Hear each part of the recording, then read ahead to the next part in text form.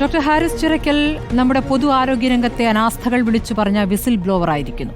കൈകൾ കെട്ടപ്പെട്ട് പാവപ്പെട്ട രോഗികൾക്കിടയിൽ പ്രവർത്തിക്കേണ്ടി വരുന്ന ഡോക്ടർമാരുടെ പ്രതിനിധിയാണ് അദ്ദേഹം. ഉപകരണങ്ങൾ വാങ്ങാൻ ഇരക്കേണ്ടി വന്ന ഒരു വകുപ്പ് മേധാവിയുടെ ദുരവസ്ഥ കേരളത്തിലെ പാവപ്പെട്ട രോഗികളുടെ ദുരവസ്ഥ കൂടിയാണ് വെളിപ്പെടുത്തുന്നത്.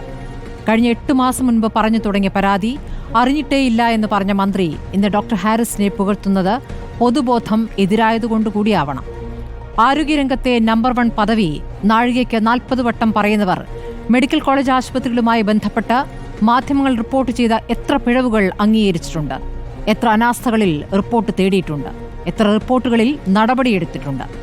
നമ്പർ 1 കേരളം എന്ന് വിളിക്കുമ്പോൾ സ്വകാര്യ ആശുപത്രികളിൽ ഏറ്റവും അധികം പണം ചെലവഴിക്കുന്നതിൽ നമ്പർ 1 കേരളം എന്നൊരു കണക്ക് കൂടി നമുക്ക് മുന്നിലുണ്ട്. എല്ലാം സിസ്റ്റത്തിന്റെ പിഴവെന്ന് പറയുന്ന മന്ത്രി സിസ്റ്റം തിരുത്താൻ എന്ത് നടപടിയെടുത്തു? ഫേസ്ബുക്ക് പോസ്റ്റിലൂടെ വെളിപ്പെടുത്തൽ നടത്തിയ ഡോക്ടറുടെ വീട്ടിലേക്ക് പോലീസിനെത്താൻ സിസ്റ്റത്തിന് എന്തൊരു വേഗമായിരുന്നു. പാവങ്ങളുടെ ചികിത്സയിൽ മുടന്തിയും VIP-കൾക്കായി കുതിക്കുകയും ചെയ്യുന്ന സിസ്റ്റത്തെ നിയന്ത്രിക്കുന്നത് ആരാണ്?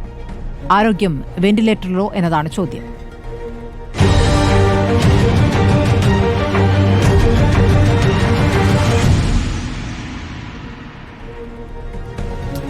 തിരുവനന്തപുരം മെഡിക്കൽ കോളേജ് യൂറോളജി വിഭാഗം മേധാവി പരാതിക്കാരൻ തന്നെയായ ഡോക്ടർ ഹാരിസ് ചിറക്കൽ അല്പസമയത്തിനകം നമ്മോടൊപ്പം ഉണ്ടാകും. KGM-CTA സംസ്ഥാന പ്രസിഡന്റ് ഡോക്ടർ T. റോസ്നാര ബീഗമുണ്ട്. CPM പ്രതിനിധിയായ അഡ്വക്കേറ്റ് K. അരുൺകുമാറുണ്ട്. മുസ്ലിം ലീഗിന്റെ പ്രതിനിധി PK നവാസുണ്ട്. പൊതുപ്രവർത്തകൻ ഡിജോ കാപ്പനുമുണ്ട്. ആദ്യം ഞാൻ ഡോക്ടറിലേക്ക് പോവുകയാണ്. Doctor T. Rosnara Begum. Doctor, ഇതിപ്പോൾ ഡോക്ടർ ഹാരിസ് ചിറക്കൽ നടത്തിയത് വൈകാരിക പ്രതികരണമാണ് എന്ന രൂപത്തിലുള്ള പ്രതികരണങ്ങളാണ് ആദ്യമായിട്ട് വന്നത്. അത് സൂപ്രണ്ടിൻ്റെ ഭാഗത്തുനിന്ന് വന്നു, പിന്നീട് ഇപ്പോൾ മെഡിക്കൽ കോളേജ് പ്രിൻസിപ്പലിൻ്റെ ഭാഗത്തുനിന്ന് വന്നു. ഇതൊരു വൈകാരിക പ്രതികരണമല്ല, ഇത് യാഥാർത്ഥ്യമാണ് എന്ന താങ്കളുടേതടക്കമുള്ള പ്രതികരണങ്ങൾ വന്നിട്ടുണ്ട്. ഇപ്പോൾ ഡോക്ടറോട് വിശദീകരണം തേടിയിട്ടുണ്ടോ? ഒരു നടപടി ഉണ്ടാവുകയാണെങ്കിൽ സംഘടന ഏത് രൂപത്തിലായിരിക്കും നിൽക്കുക? അത് ഇന്നലെ തന്നെ നമ്മൾ ക്ലിയറാക്കിയതാണ്. അതായത് ഇത് ഒരു പ്രശ്നം വളരെ നാൾ അതിൻ്റെ പുറകെ നടന്നിട്ട് അതിനൊരു സൊല്യൂഷൻ ഉണ്ടാകാതെ വന്നപ്പോൾ അദ്ദേഹം അത് പുറത്ത് പറഞ്ഞതാണ്. അത് വെറും ഒരു വൈകാരിക പ്രകടനം മാത്രമായി കണക്കിലെടുക്കാൻ ഞങ്ങൾക്ക് കഴിയില്ല. അപ്പോൾ ഇങ്ങനൊരു ഇഷ്യൂ പുറത്ത് കൊണ്ടുവന്നതിൻ്റെ പേരിൽ അദ്ദേഹത്തിനെതിരെ എന്തെങ്കിലും നടപടി ഉണ്ടാവുകയാണെങ്കിൽ സംഘടന വളരെ ശക്തമായി അദ്ദേഹത്തോടൊപ്പം തന്നെ ഉണ്ടാവും എന്നാണ് സംഘടനയുടെ തീരുമാനം. ഇത് ഒരു വിഭാഗത്തിൽ മാത്രം ഉണ്ടാകുന്ന പിഴവല്ലല്ലോ, അല്ലെങ്കിൽ അനാസ്ഥയല്ലല്ലോ. ഇപ്പോൾ ഡോക്ടർ ഹാരിസിനെ പോലെ ഇത് സംസാരിക്കാൻ മറ്റു ഡോക്ടർമാർ മടിക്കുന്നത് എന്തുകൊണ്ടാണ്? ഇപ്പോൾ ഈ മെഡിക്കൽ കോളേജ് പ്രിൻസിപ്പലിൻ്റെ പ്രതികരണം വരുമ്പോൾ തന്നെ എങ്ങനെയൊന്നും ശ്രദ്ധയിൽപ്പെട്ടിട്ടില്ല എന്നാണ് അദ്ദേഹം പറയുന്നത്. മാത്രമല്ല, വേറെ ആർക്കും ഒരു പരാതിയില്ലാത്തതും ഡോക്ടർ ഹാരിസിൻ്റെ മാത്രം പരാതിയുമായി അത് അങ്ങനെ ചിത്രീകരിക്കപ്പെടുകയാണ്. യഥാർത്ഥത്തിലൊരു സിസ്റ്റത്തിൻ്റെ ഒരു അനാസ്ഥയുടെ ചിത്രം അദ്ദേഹം പുറത്തേക്ക് പറയുമ്പോൾ എന്തുകൊണ്ടാണ് പുറത്തേക്ക് ആ തരത്തിൽ ഐക്യവുമായി താങ്കളെപ്പോലുള്ളവരുണ്ട്, സംഘടനയുണ്ട് എന്ന് പറയുന്നു, പക്ഷേ മറ്റു ഡോക്ടർമാർ അത് മൂടി വയ്ക്കാൻ ശ്രമിക്കുന്നത് എന്തുകൊണ്ടാണ്? നാണക്കേടുണ്ടാക്കി എന്നാണല്ലോ നേരത്തെ DME പറഞ്ഞത്.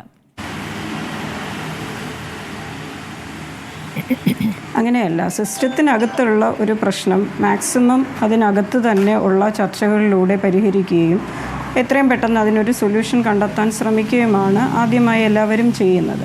അപ്പോൾ അങ്ങനെ ചെയ്യുമ്പോൾ അതിൽ ബ്യൂറോക്രസിയുടെ കാലതാമസം വരുമ്പോഴാണ് ആൾക്കാർക്ക് ബുദ്ധിമുട്ടുണ്ടാകുന്നത്. അപ്പോൾ അത് പല തലങ്ങളിൽ, കോളേജുകളിൽ തന്നെ പല തലങ്ങളിൽ കമ്മിറ്റികൾ കൂടാറുണ്ട്, മിനിറ്റ് ചെയ്യാറുണ്ട്.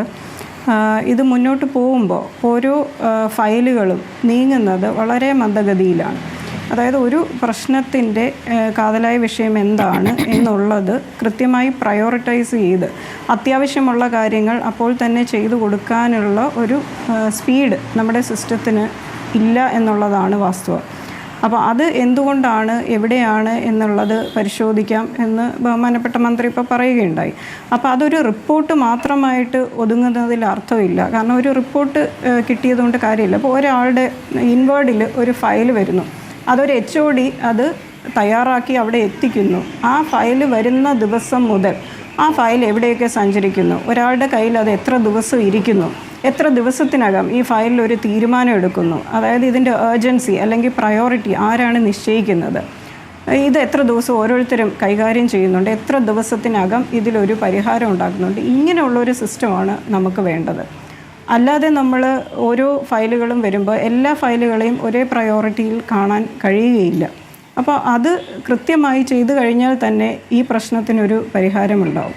അല്ലാതെ ഓരോ കാര്യങ്ങൾക്കും, അതായത് ഒരു യൂണിറ്റ് ചീഫ് അല്ലെങ്കിൽ ഒരു HOD, അതുമല്ലെങ്കിൽ ഒരു സ്ഥാപന മേലധികാരി അവരുടെ ആവശ്യങ്ങൾക്ക് വേണ്ടി ഓരോ ഫയലുകളും നീക്കാൻ വേണ്ടി ഓരോ ദിവസവും അത് ഫോളോ അപ്പ് ചെയ്യുക എന്ന് പറയുന്നത് അത് വളരെ ഫ്രസ്ട്രേറ്റിംഗ് ആണ്. അപ്പോൾ അത് ഹാരിസ് സാറിൻ്റെ മാത്രം വിഷയമല്ല, അത് എല്ലാ ഡിപ്പാർട്ട്മെൻറ്റുകളിലും ഉള്ള ഒരു വിഷയമാണ്. ഓരോ ഫയലിൻ്റെയും പുറകെ ഞങ്ങൾ പോകേണ്ടി വരിക എന്നുള്ളത്. അപ്പോൾ ആ ഒരു ഇഷ്യൂ ആണ് നമുക്കിവിടെ സോൾവ് ചെയ്യാനായിട്ട് അദ്ദേഹം എടുത്തു കാണിക്കുന്നത്.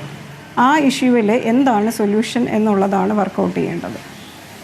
ശരി, ഇപ്പോൾ ഡോക്ടർ ഹാരിസ് ചിറക്കൽ നമ്മോടൊപ്പം എത്തിയിരിക്കുകയാണ്. ഡോക്ടർ ഹാരിസ് ചിറക്കൽ, ഇപ്പോൾ താങ്കൾ പറഞ്ഞ കാര്യങ്ങൾ, താങ്കളുടെ വെളിപ്പെടുത്തലുകൾ കേരളം ഒന്നാകെ ഇപ്പോൾ ചർച്ച ചെയ്യുകയാണ്. ഇന്നലെ ചില കണക്കുകൾ ഉദ്ധരിച്ചുകൊണ്ട് താങ്കളുടെ വാദങ്ങളെ ഖണ്ഡിക്കാൻ ശ്രമിച്ച മന്ത്രി പക്ഷേ ഇന്ന് അത് മാറ്റി പറയുന്നുണ്ട്. പ്രശ്നം എന്താണെന്ന് പഠിക്കാനൊരു അന്വേഷണം, അതിന് റിപ്പോർട്ട് തേടിയെന്നാണ് പറയുന്നത്. അതോടൊപ്പം തന്നെ അങ്ങേപ്പറ്റി വ്യക്തിപരമായി അങ്ങേ പുകഴ്ത്തിക്കൊണ്ടാണ് മന്ത്രി ഇന്ന് പ്രതികരിച്ചത്. പക്ഷേ ഇന്ന് യൂറോളജി ഡിപ്പാർട്ട്മെൻറ്റിൽ പർച്ചേസിന് ഒരു അപേക്ഷയും ഉണ്ടായിട്ടില്ല എന്നാണ് മെഡിക്കൽ കോളേജ് പ്രിൻസിപ്പൽ പ്രതികരിച്ചത്. ഇത് മെഡിക്കൽ കോളേജിനാകെയുള്ള ഏതെങ്കിലും ഒരു ഡിപ്പാർട്ട്മെൻറ്റിനെ മാത്രം ബാധിക്കുന്ന വിഷയമല്ല, ആകെ തന്നെ ബാധിക്കുന്ന വിഷയമാണെന്ന് ഇപ്പോൾ ഡോക്ടർ ടി റോസ്നാര ബീഗം തന്നെ പറയുകയാണ്. അപ്പോൾ എന്തുകൊണ്ടാണ് പ്രിൻസിപ്പൽ അത് മൂടി വയ്ക്കാൻ ശ്രമിക്കുന്നത്? ഇങ്ങനൊരു പർച്ചേസിന് അനുമതി തേടിയുള്ള ഒരു അപേക്ഷ വന്നിട്ടില്ല എന്ന പ്രതികരണം എന്തുകൊണ്ടാണ് ഈയിടെ ജോയിൻ ചെയ്ത പ്രിൻസിപ്പൽ നടത്തുന്നത്? അതിൽ ഈ ഇപ്പം നിലവിൽ പ്രശ്നമുള്ള ഉപകരണത്തിൻ്റെ പർച്ചേസ് അത് പ്രിൻസിപ്പൽ വഴിയല്ല, അത് സൂപ്രണ്ട് വഴി HDS വഴിയാണ്. ഹോസ്പിറ്റൽ ഡെവലപ്മെൻറ്റ് സൊസൈറ്റിയിലാണ് ആ റിക്വസ്റ്റ് കൊടുത്തിട്ടുള്ളത്. ആ റിക്വസ്റ്റിൻ്റെ എല്ലാ കോപ്പികളും എൻ്റെ കയ്യിലുണ്ട്. HDS വഴിയാണ് അത് വാങ്ങിച്ചു തരാനുള്ള, അവർ വാങ്ങി തരേണ്ടത് അവർക്ക്. കാരണം അവരുമായിട്ട് നേരത്തെ ഞങ്ങൾ ഒരു ധാരണ ഉണ്ടാക്കിയിരുന്നു. നമ്മൾ പേഷ്യൻസിൻ്റെ ഒരു HDS ഫണ്ട്, അതിൽ നിന്ന് അത് ഇടതടവില്ലാതെ താമസമില്ലാതെ നമുക്ക് ഈ ഇതുപോലുള്ള ലോ കോസ്റ്റ് സാധനങ്ങൾ റെഗുലറായിട്ട് സപ്ലൈ ചെയ്യണം എന്ന് നമ്മൾ പറഞ്ഞിരുന്നു. അപ്പോൾ അതിൻ്റെ പേരിലാണ് സർജറിക്കുള്ള പേഷ്യൻസൊക്കെ HDSലേക്ക് പൈസ അടയ്ക്കുന്നത്. നല്ലൊരു ഫണ്ട് HDSലേക്ക് അതിൻ്റെ പേരിലുണ്ട് താനും. അപ്പോൾ അത് പ്രിൻസിപ്പൽ വഴിയല്ല പോകേണ്ടത്. അപ്പോൾ പ്രിൻസിപ്പൽ അതിനകത്ത് പ്രിൻസിപ്പലിൻ്റെ ശ്രദ്ധയിൽപ്പെട്ടിട്ടില്ല എന്ന് പറയുന്നത് ശരിയാവാം. പക്ഷേ മറ്റ് കാര്യങ്ങൾ പ്രിൻസിപ്പലിന് വഴി കൊടുത്തിട്ടുള്ള കാലാകാലങ്ങൾ കൊടുത്തിട്ടുള്ള ഈ കഴിഞ്ഞ ഒരു വർഷം കൊടുത്തിട്ടുള്ള എല്ലാ റിക്വസ്റ്റുകളിലും കോപ്പി എൻ്റെ കയ്യിലുണ്ട്. അത് പിന്നെ എൻ്റെ കയ്യിലുള്ള അതിൻ്റെ ഹാർഡ് കോപ്പി, സോഫ്റ്റ് കോപ്പി എൻ്റെ കയ്യിലുണ്ട്. അത് ഞാൻ കമ്മിറ്റി എൻക്വയറിക്ക് അത് കാണിക്കാം, അതിനകത്ത് ഏതൊക്കെയാണ് കൊടുത്തിട്ടുള്ളതെന്നുള്ളത്.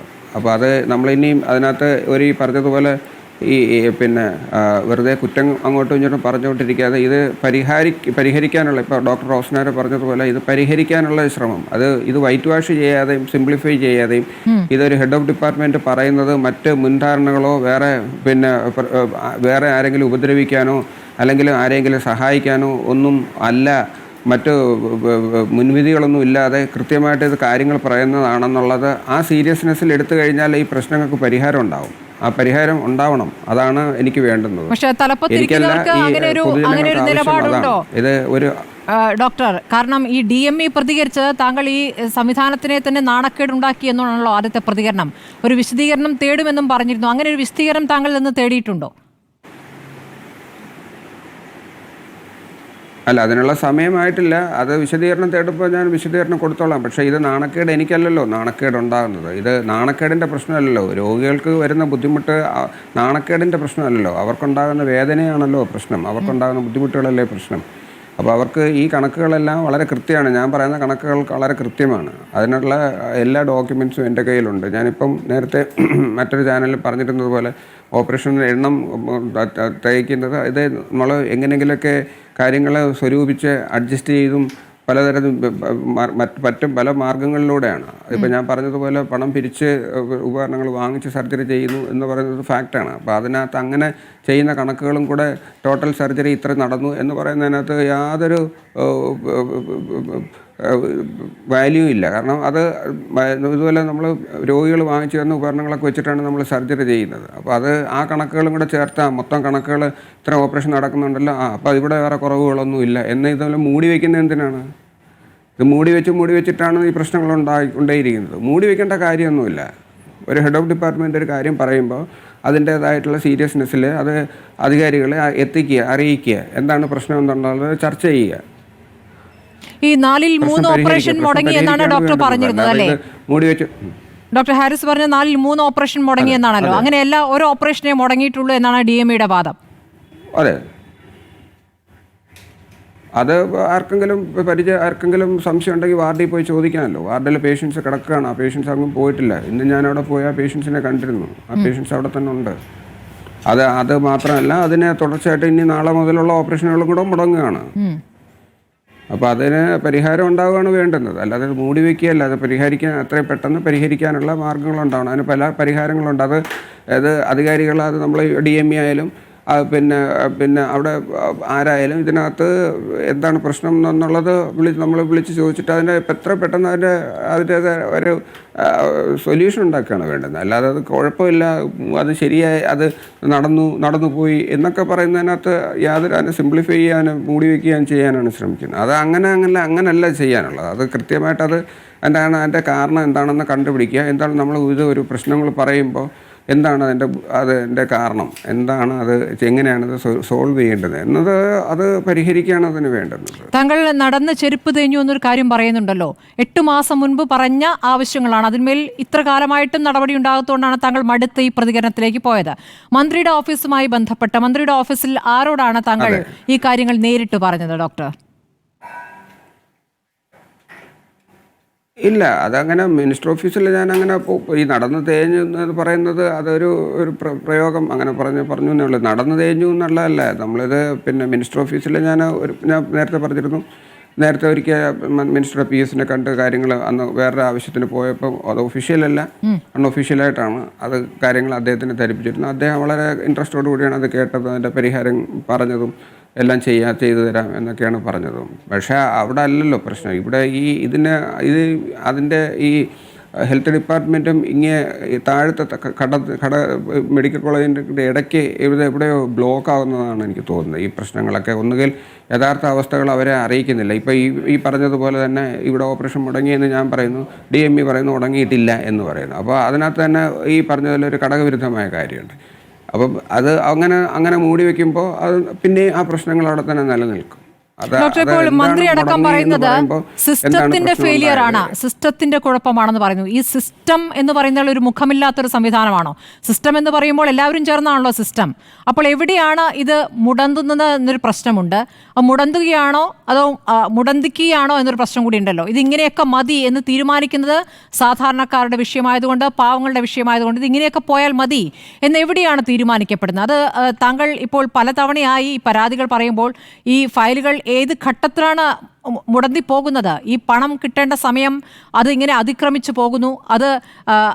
ആ പണം അനുവദിച്ച് കിട്ടുമ്പോഴേക്കും അതിലപ്പുറമാകുന്നു ഉപകരണത്തിന്റെ വില. ഇതാണല്ലോ നമ്മൾ കാണുന്നത്. അപ്പോൾ എവിടെയാണ് ഈ തടസ്സം വരുന്നത്? എനിക്കൊരു ഡോക്ടർ അല്ലെങ്കിൽ എനിക്കൊരു ഡിപ്പാർട്ട്മെൻറ്റ് ഹെഡ് എന്നുള്ള നിലയ്ക്ക് എനിക്ക് വേണമെങ്കിൽ ഈ നില ഒഴിഞ്ഞു നിൽക്കാം. ഇപ്പോൾ ഉപകരണം ഇല്ല, ഓപ്പറേഷൻ നടക്കത്തില്ല എന്ന് രോഗികളോട് പറഞ്ഞു കഴിഞ്ഞാൽ അവിടെ തീർന്നു. അതിനകത്ത് വേറെ കാര്യമൊന്നുമില്ല. നിങ്ങൾ പിന്നെ പോയിട്ട് എപ്പോഴെങ്കിലും അങ്ങനെയാണ് പലരും പറയുന്നത്. നിങ്ങൾ നമ്പർ തരാം, നിങ്ങൾ വിളിച്ചിട്ട് അത് വരുമ്പോൾ വന്നാൽ മതി എന്ന് പറഞ്ഞിട്ട് അങ്ങ് പറഞ്ഞു വിടുകയാണ് ചെയ്യുന്നത്. അപ്പോൾ അങ്ങനെ വേണമെങ്കിൽ എനിക്ക് കൈയൊഴിയാം. സിസ്റ്റത്തിൻ്റെ ഭാഗമാണ് ഞാനും. എനിക്ക് വേണമെങ്കിൽ അത് കൈയൊഴിഞ്ഞ് അവരെ അങ്ങ് വിടാം. അവർ വേറെ എവിടെയെങ്കിലും പോയി ചെയ്യുകയോ പൈസ ഉണ്ടാക്കി പ്രൈവറ്റ് ചെയ്യുകയോ അല്ലെങ്കിൽ അത് കൊണ്ട് നടക്കുകയോ ചെയ്യും. അങ്ങനെയാണ് പലപ്പോഴും നടന്നിട്ടുള്ളത്. ഇപ്പോൾ എനിക്ക് അങ്ങനെ അത്രയും കാര്യങ്ങളെ ലഘൂകരിച്ച് കാണാൻ പറ്റത്തില്ല. നമുക്ക് അവരുടെ ജനങ്ങളുടെ വിഷയം ഒരു ശരിക്കുള്ള വിഷയമായിട്ടാണ് എനിക്ക് തോന്നുന്നത്. ഞാനൊരു പൊതുജന ആരോഗ്യ പ്രവർത്തകൻ എന്നുള്ള നിലയ്ക്ക് എനിക്കത് അവരുടെ വിഷയങ്ങളെ എൻ്റെയും കൂടെ വിഷയമായിട്ട് തോന്നുന്നു. അപ്പോൾ അതുകൊണ്ടാണ് ഈ വിഷയങ്ങളെ ഞാൻ ചൂണ്ടിക്കാണിക്കുന്നത്. എനിക്ക് വേണമെങ്കിൽ ചൂണ്ടിക്കാണിക്കാതിരിക്കാം, എനിക്കത് കവറപ്പ് ചെയ്യാതിരിക്കാം. ഉപകരണങ്ങളില്ല, ഓപ്പറേഷൻ നടക്കത്തില്ല എന്ന് പറഞ്ഞ് പല ആശുപത്രികളിലും, പല സർക്കാർ ആശുപത്രികളിലും ഓപ്പറേഷൻ ഇല്ല, ഞങ്ങൾ ചെയ്യുന്നില്ല, ഇപ്പം അത് ഉപകരണം ഇല്ല, പിന്നെ ഉപകരണം വരുമ്പോൾ വന്നാൽ മതി എന്ന് പറഞ്ഞിട്ട് വിടുന്ന പല പേഷ്യൻസും എൻ്റെ ഇവിടെ തിരുവനന്തപുരം മെഡിക്കൽ കോളേജിൽ വരുന്നുണ്ട്. മിക്കപ്പോഴും അത്തരം പേഷ്യൻസിന് നമ്മൾ സർജറി ചെയ്ത് കൊടുക്കുകയും ചെയ്യുന്നുണ്ട്. അപ്പോൾ നമുക്ക് അവിടെ ഉപകരണങ്ങളില്ല എന്ന് പറഞ്ഞ് അവർ വിടും. ഇവിടെ വരുമ്പോൾ നമ്മൾ ഏതെങ്കിലുമൊക്കെ മാർഗ്ഗങ്ങളിലൂടെ എങ്ങനെയെങ്കിലും അത് സ്വരുക്കൂട്ടി എങ്ങനെയെങ്കിലുമൊക്കെ അത് ചെയ്ത് കൊടുക്കുന്നുണ്ട്. അപ്പോൾ അതൊരു എൻ്റെ ഒരു വീക്ക്നെസ്സായിട്ട് കൂട്ടരുത്. അപ്പോൾ അത് ഞാൻ അതിനു വേണ്ടി അത്രയ്ക്ക് അധ്വാനിക്കുന്നുകൊണ്ടാണ്. അത്രയും ഈ ഒരു ഉപകരണം കിട്ടാൻ വേണ്ടി ഞാൻ അതിൻ്റെ പുറകെ നടക്കുകയും ഇങ്ങനെ പലരോടും അത് നമ്മൾ നമ്മൾ റിക്വസ്റ്റ് ചെയ്ത് വാങ്ങിക്കുകയും അങ്ങനെയൊക്കെ ചെയ്ത് അത് എങ്ങനെയെങ്കിലും റെഡിയാക്കി എടുത്തത് ചെയ്ത് കൊടുക്കുന്നതാണ്. അത് ഒത്തിരി നാൾ അങ്ങനെ പോകാൻ പറ്റില്ല. കാരണം ഇത് നല്ല രീതിയിലെ ഉപകരണങ്ങൾ വേണ്ടുന്ന ഒരു ഡിപ്പാർട്ട്മെൻറ്റാണ് യൂറോളജി എന്ന് പറയുന്നത്. അത്രയ്ക്കധികം രോഗികളുണ്ട്. ടെക്നോളജി അതിനനുസരിച്ച് വികസിച്ച് വരികയാണ്. എപ്പോഴും രോഗികൾക്ക് ഏറ്റവും മോഡേൺ ആയിട്ടുള്ള ട്രീറ്റ്മെൻറ്റ് കൊടുക്കണം. അപ്പോൾ അതിനനുസരിച്ചുള്ള സപ്പോർട്ട് ഉണ്ടാവണം. അപ്പോൾ അത് സിസ്റ്റത്തിൻ്റെ പ്രശ്നം എന്ന് പറയുമ്പോൾ ഞാൻ സിസ്റ്റത്തിൻ്റെ ഭാഗമാണ്. ഞാനത് സിസ്റ്റത്തിൽ ഇതിപ്പോൾ ചൂണ്ടിക്കാണിച്ചപ്പോൾ അറിയാമല്ലോ, സിസ്റ്റത്തിന് മാറ്റം വരുത്താൻ നമുക്ക് പറ്റും.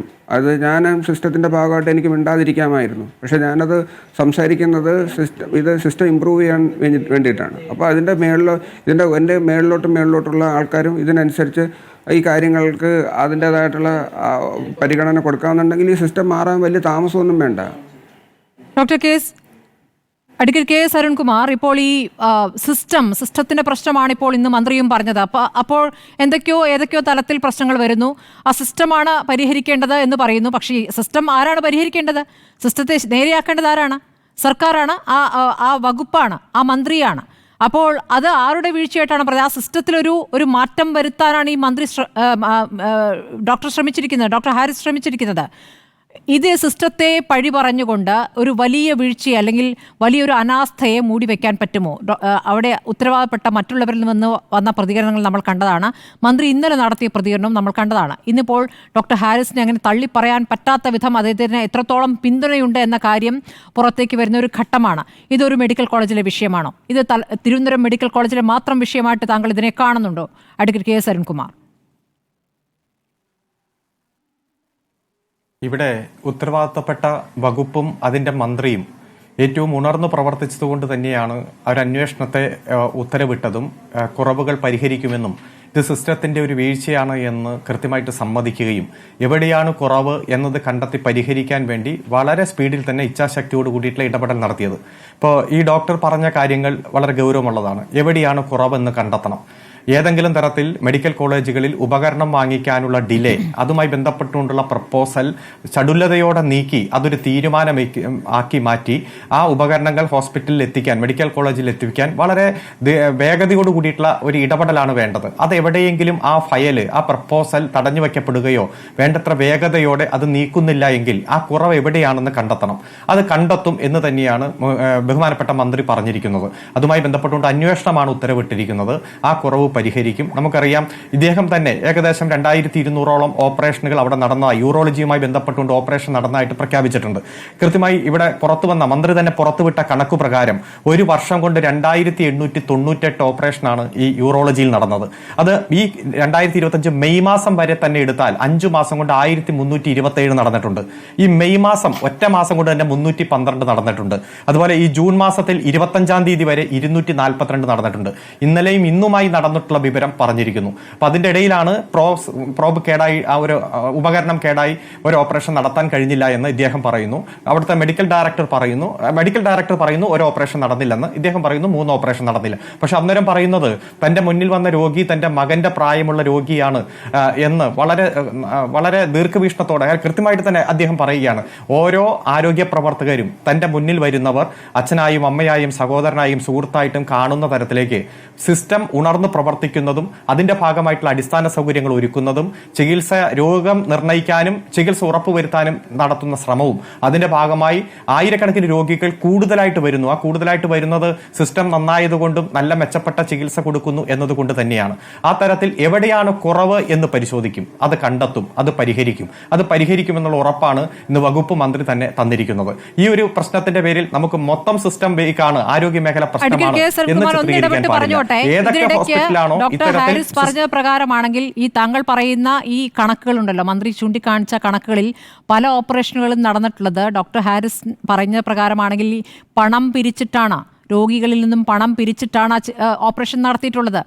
അപ്പോൾ അതവിടെ എല്ലാം നല്ല രീതിയിൽ ഇതുവരെ പ്രവർത്തിക്കുകയായിരുന്നു.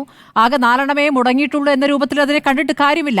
ഈ റിപ്പോർട്ട് തേടി എന്ന് പറയുന്നത് ഒരു വലിയ കാര്യമല്ലെന്നേ. ഇപ്പോൾ തന്നെ ഡോക്ടർ പറയുന്നു ഇനി ഓപ്പറേഷൻ നടക്കാനിരിക്കുന്ന രോഗികൾ അത് നടക്കേണ്ട സമയം കഴിഞ്ഞിട്ടും അവിടെ അഡ്മിറ്റായി അവിടെ കിടക്കുന്നുണ്ട്. ആ കണക്ക് കൂടി വേണമെങ്കിൽ അവിടെ പോയാൽ കാണാമല്ലോ എന്നാണ് പറയുന്നത്. മന്ത്രിക്ക് ഇന്ന് പോയാൽ കാണാമെന്നേ. ഇന്ന് പോയാൽ കാണാം ഓപ്പറേഷൻ നടക്കാതെ ഈ സംവിധാനം ഉപകരണമില്ലാതെ അവിടെ കിടക്കുന്നവരുടെ എണ്ണം മന്ത്രിക്ക് ഇന്ന് പോയാൽ എടുക്കാവുന്നേ ഉള്ളൂ. DME കണക്ക് പറയുന്നു, ഹാരിസ് കണക്ക് പറയുന്നു എന്ന രൂപത്തിൽ അത് കാണേണ്ട കാര്യമില്ലെന്നേ. വേഗമാണ് പ്രശ്നം, സിസ്റ്റത്തിന്റെ വേഗമാണ് പ്രശ്നം. നമ്മുടെ മുന്നിൽ രണ്ടുപേരും പറയുന്ന കണക്ക് നമ്മുടെ മുന്നിലുണ്ട്. ഇവിടെ ആശുപത്രികളിൽ മിന്നൽ സന്ദർശനം നടത്തിയും ഓരോ വികസന പ്രവർത്തനങ്ങൾ സൂക്ഷ്മമായിട്ട് നിരീക്ഷിക്കുകയും സംവിധാനം നന്നായി പ്രവർത്തിക്കുന്നുണ്ടോ, സിസ്റ്റം നന്നായിട്ട് പ്രവർത്തിക്കുന്നുണ്ടോ, ആരോഗ്യ പ്രവർത്തകർ അവിടെ കടമ നിർവഹിക്കുന്നുണ്ടോ എന്നെല്ലാം വിവിധങ്ങളായ രൂപത്തിലുള്ള പരിശോധന നടത്തി തന്നെയാണ് മന്ത്രി മുന്നോട്ട് പോകുന്നത്. അപ്പോൾ കുറവുകൾ അവിടെ ഉണ്ടെങ്കിൽ നമുക്ക് പരിശോധിക്കാം, പരിഹരിക്കാം. ഇവിടെ കേന്ദ്ര ഗവൺമെന്റ് തന്നെ ഏറ്റവും കൂടുതൽ സൗജന്യ ചികിത്സ കൊടുക്കുന്ന സംസ്ഥാനമായി കേരളത്തെ ഡിക്ലെയർ ചെയ്തത് അങ്ങേക്കറിയാമായിരിക്കും.